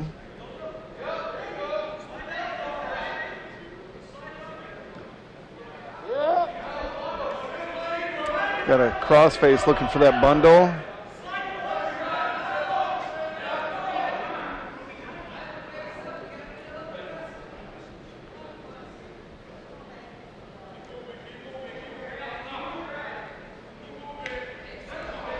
Keep the pressure on, keep his weight on him, distribute his weight.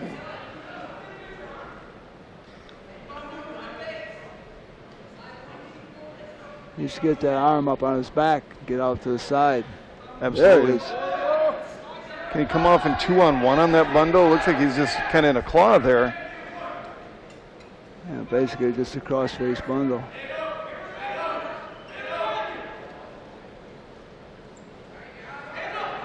"18 seconds left here. You don't want to give up a score. Force him forward. They roll out of bounds at 12 seconds.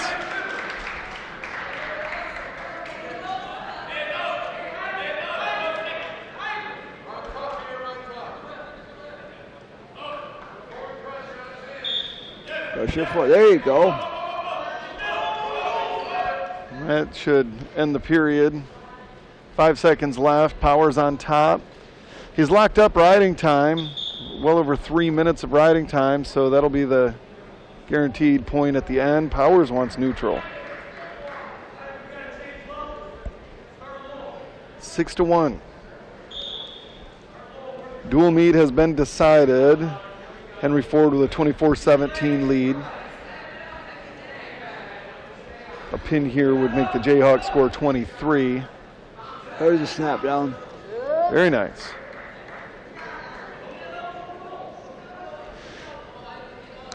Yeah, I think the key to the dual mate was the first two weights, the 25-33. If they could have split those weights, I think we would have been all right.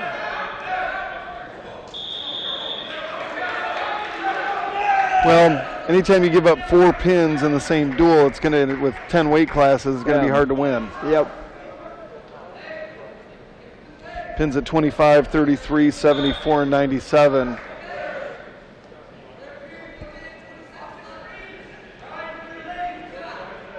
Jayhawks scored bonus points in a couple of other spots, but not enough. Yeah, and I think that's, oh, should have snapped him down one around there.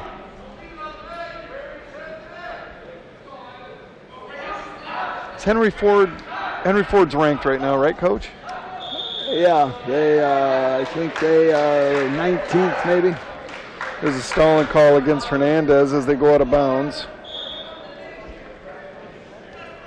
Right there's a snap down.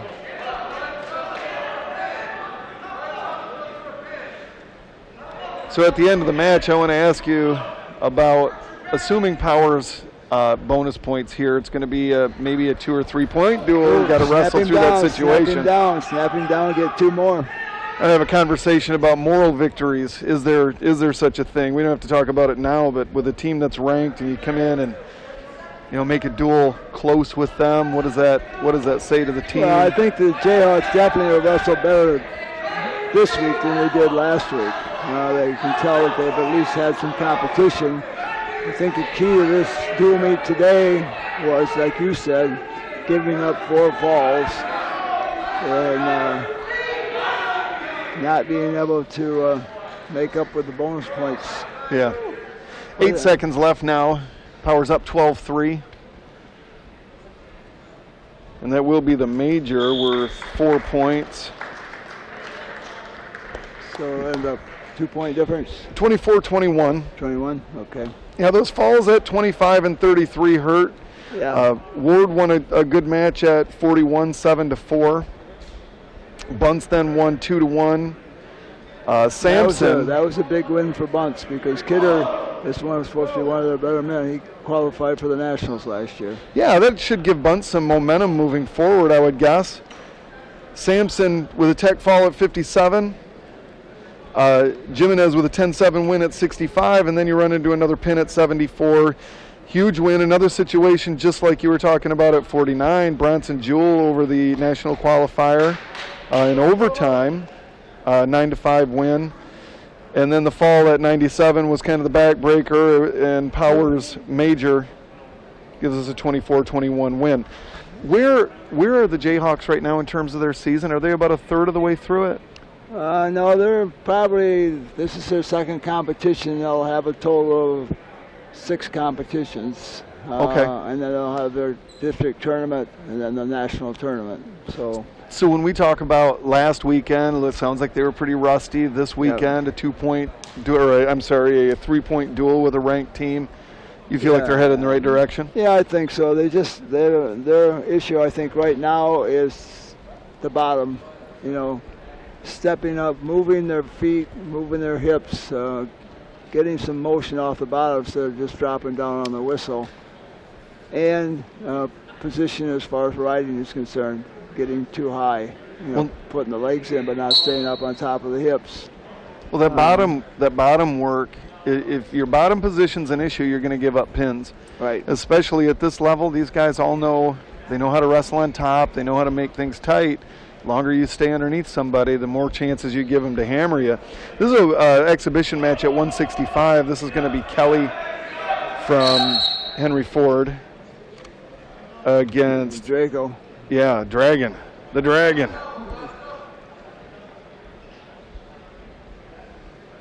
Pablo Dragon, who was, he's from Graham Lincoln High School in Graham, Ohio. He's a regional qualifier, which they call it a district, we call it a regional. He's a very athletic young man. He's got to learn some wrestling, but as you're watching him compete, he's aggressive. Put himself out of position a little bit there with the speed. See him. He wrestles though. Wrestled through that position. I'm not sure that guy had the 2. What's our connection with Grahana, Ohio? He contacted Mark. He just a young man in Ohio that was looking for a place to go to school and had heard about our program and contacted Mark. And he's like a diamond in the rough. He's got a ways to go as far as technique is concerned, but he's a very good student. He does a nice job, and well, that's the awesome thing about community or junior colleges, that kids like him, he was a district qualifier, probably didn't have a ton of opportunity to do other stuff. But if you want to continue your wrestling career, that's awesome that kids like that can find a home here. Right there, see? It's just a little bit about, where he's at and knowing what to do. That's the problem with.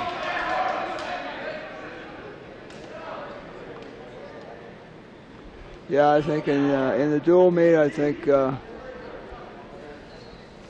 Muskegon's making progress. They're doing a good job. They just got a couple of fundamental things that they have to do as far as the bottom position, as far as riding and not getting high. 2-1 in favor of Kelly. Yep. Minute left in the first. There he goes. Dragon with a front headlock. Can he convert? Look for what we call a dresser dump there.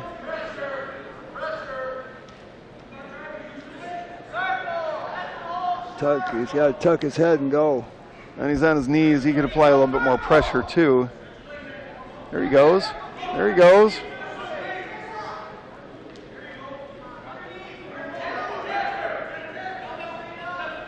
Henry Ford wrestler looks like he's breathing pretty hard. Yeah, he's.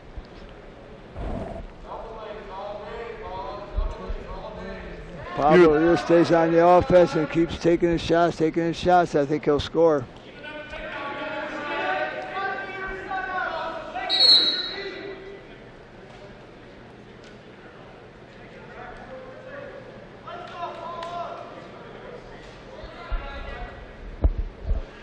So the Big Tens are on TV today. I'd imagine we're probably splitting the audience between you and me and the Big Ten championships.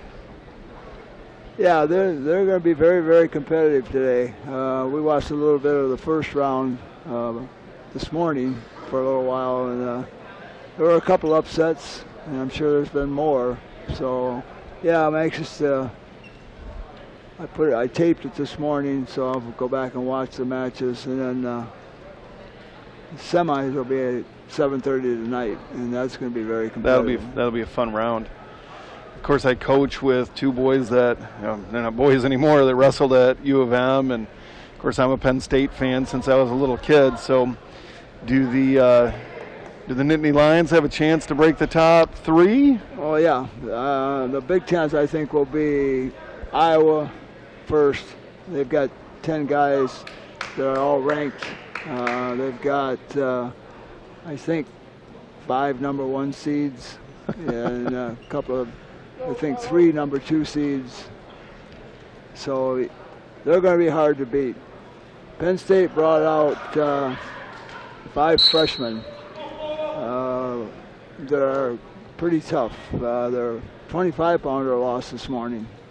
I saw that. Oh, nice double. Very nice double. Can you finish? Yeah. Nice finish. That was an explosive double leg takedown to end the period. That's why I say he's very raw, but he's quick, and he wants to learn. He's going to get better. Score 3-2. Well, that was a nice flurry. So talking about the heavyweights in the Big Ten, you can tell me how foolish this. Well, of course we don't wager, but if we were going to wager, I bet Coach Jenkins that the Kirkleet from Penn State would beat Paris. And Coach Jenkins said, no, I see the incredulous look you're giving me. Jenkins said, no way. And I said, okay, if there's no way, give me 4 points. And he took it. Oh, I think he's safe. Oh, well. See, he just got trapped under there. Athletic and come out and throwing. You don't see that every day, Coach. Well, that's good for the morale anyway.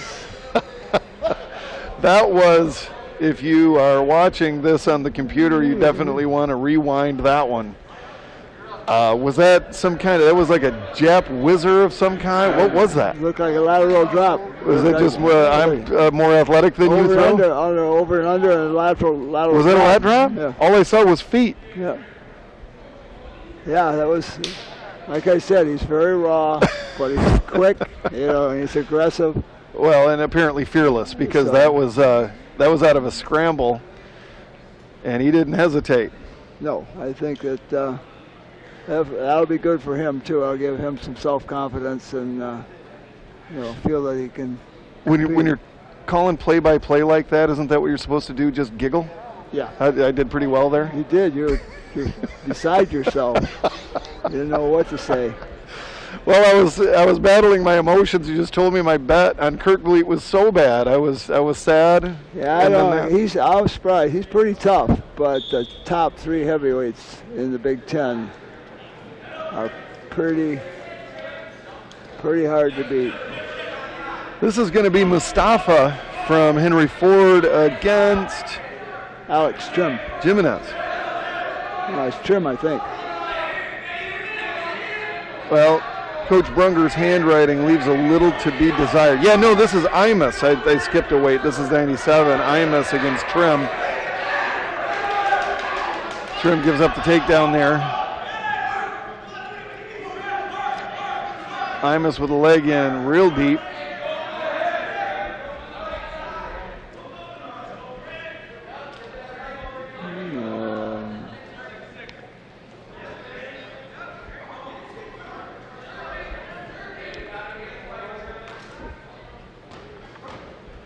I'm going to have to go online when this gets posted and watch that Dragon exchange.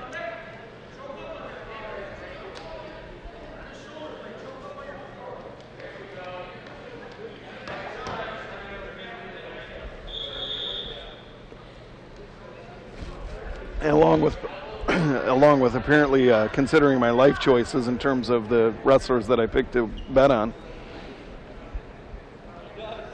I was just looking through my stats, and Grant Imus is from West Bloomfield, Waterford Mott.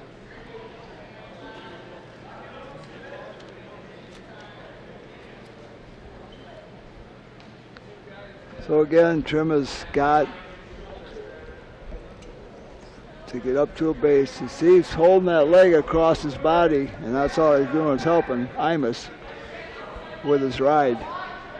Why kids want to reach down and reach across their body? Now he's got a chance if he just gets his butt up in the air and shakes him over. He's got him high. He's high on the hip. He's got to catch that arm.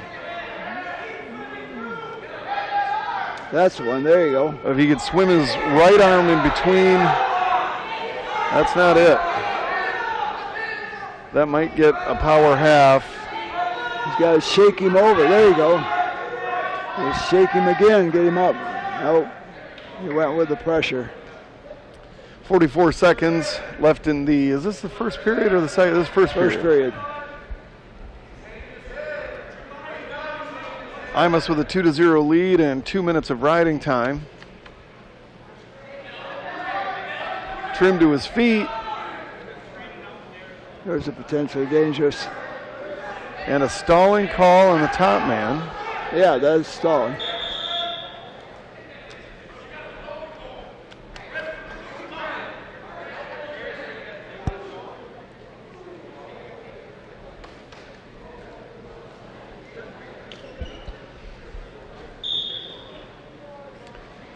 Well, I'm going to have to check after the conclusion of the next duel because that Kirkvliet-Paris match will have already happened, won't it? That would be a quarterfinal. That'd be before the quarterfinals, wouldn't it? Yeah, Kirkvliet was the 7, I think. Yeah, they wouldn't meet until the quarters. Which is this afternoon? Yes. But I'm trying to think. Kirkley would be the 4th seed. I don't think so. I think he was. Cassiope.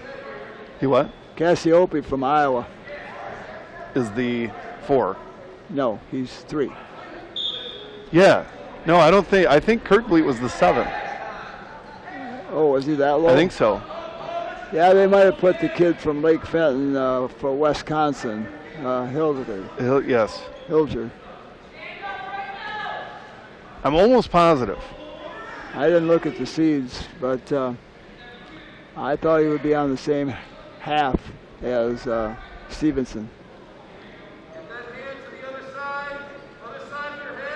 Because it's 4 or 5 up above, and then 6 down below, and then 7 back up above, I think.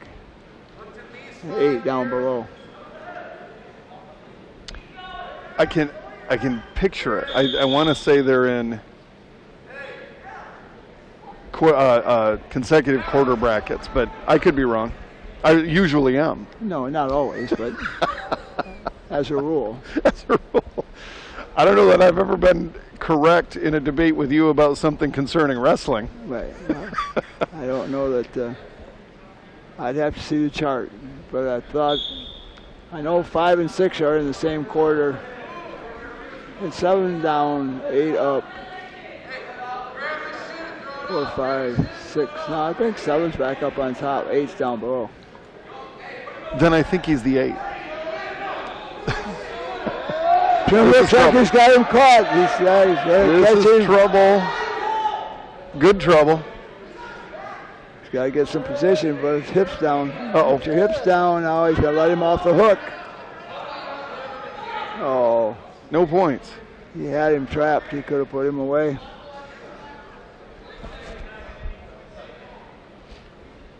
Again, we just got to get more movement on the bottom. It's just getting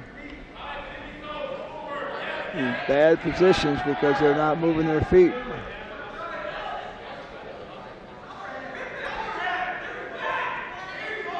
There's a power half for Imus. He's going to score points there.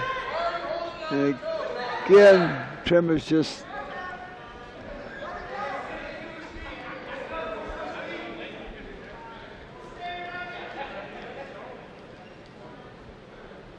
Four-point near fall to close out the second period.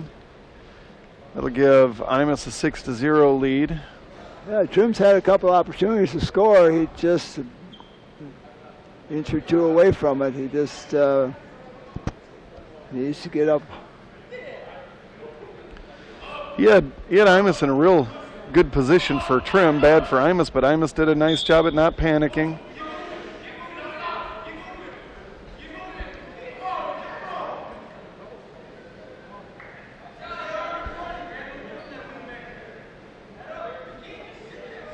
Trim should be looking for a bundle or a cradle or something to tie him up.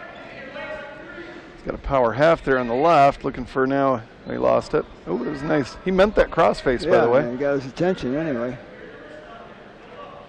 I'm going to invite Kurt Sapp to watch this video because I'm going to say this. The match that I wrestled Kurt Sapp before I wrestled Kendall Trim, Kurt hadn't wrestled in 7 or 8 years, but I still beat him by 2.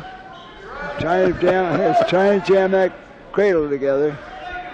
You don't want to talk about me beating Kurt Sapp anymore? No, I think you should talk about every win that you got because I know how hard they were to come by. So I'm pretty sure that you should relish whatever opportunities you have to talk about your victories.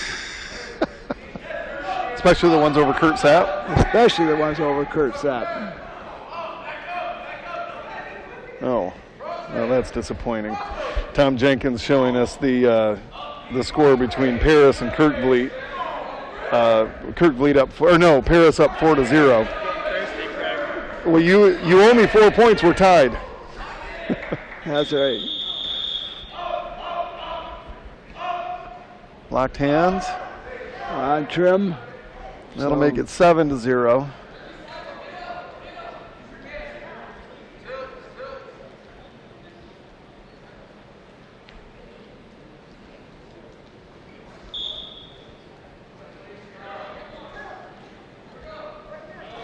Cradle. Got the cradle locked. 27 seconds to play with it. Nope. Can he? Can't get his hips up. He's got to. Can he pry him off? So he's tight. 8 seconds now. 2. Another 10 seconds, he might have been able to put him away. As it is, he gets 4. Yeah, he had an opportunity earlier in the match to get some reversal points and get some back points, and he just missed out on them. So 7-4 after the riding time. It'll be 8-4 in favor of Imus. It was a hard fought. That was good. He was hustling all the way to the end, so that was good. Good finish. One more extra match at 157. It'll be Mustafa from Henry Ford against, this time it'll be Jimenez from Muskegon.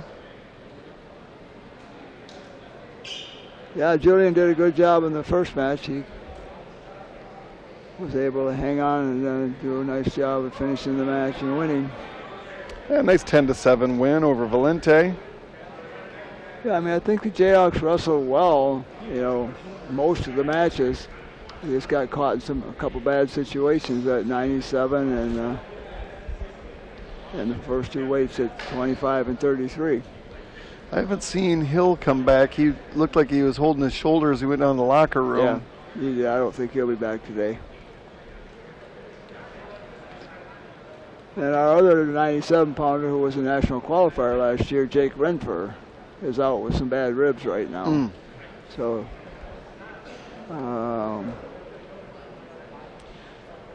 that means that we'll probably see Alex Trim next time against St. Clair at 197.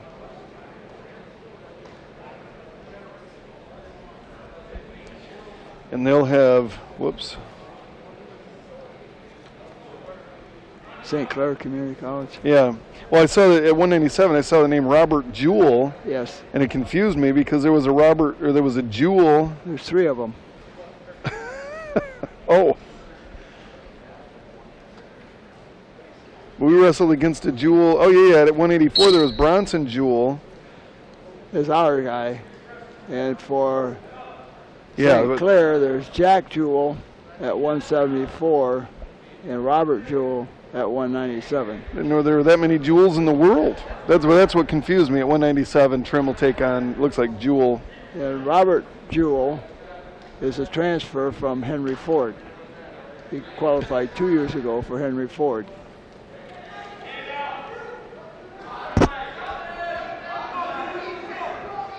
Elevate, get your head up. There you go. Now push one off. Push one off. They figure forward the head. Mustafa figure forward the head. That's going to be a penalty point. He also gave him a bloody nose. That's almost worth the penalty point. That's what he gets for trying to scissor his head. Oh, he got the bloody. Oh, good. That's karma. That's how karma works out. Yeah, there should be some interesting matches against St. Clair. They have, I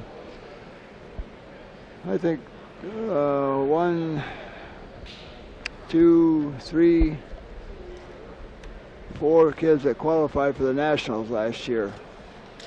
So they got a pretty sound lineup. It should be close, depending again on those first 2 matches. They have a young man from Croswell, Lexington at 141 who was a state champion in 2019, or 2018, and then placed last year, Lily.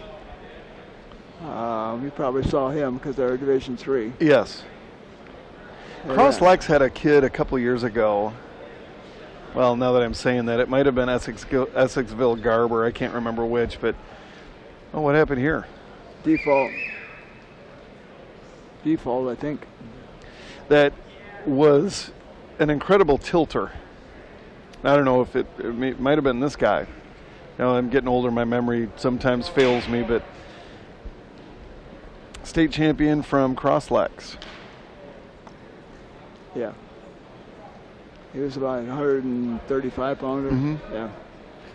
They called him the Tilt-A-Whirl. Yeah, he was, as a junior, he was state champ. The senior year, he was, I think, 4th. Okay. How you remember that stuff is beyond me. I don't remember what I had for breakfast. So I guess we've got a little break in the action right now. So we'll see. Tell Coach Brunger, I think we're going to go with St. Clair now, because there was a mini duel between Mott and Ancilla College. So I think Henry Ford will be over on mat 2 with Ancilla and a mixture of matches. Coach, back when, all those years ago when I was in school, my first year here, 92, 93, there was Southwest Community College, there was Grand Rapids Junior College, there were, I think, a couple other junior colleges. Right. And then they all dropped. When did they start coming back? Like, what's the history? When did Mott and St. Clair Shores and Henry Ford start back up? 3 years ago. Mott had a club for 4 or 5 years. And Macomb Community College, which is on the east side of the state, has a club.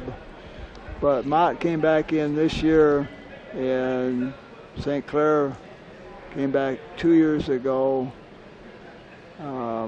So there's some resurgence. The ADs in Michigan are trying to get more community colleges. Our AD here, Marty McDermott, has been real supportive of wrestling, trying to get the other schools to start programs.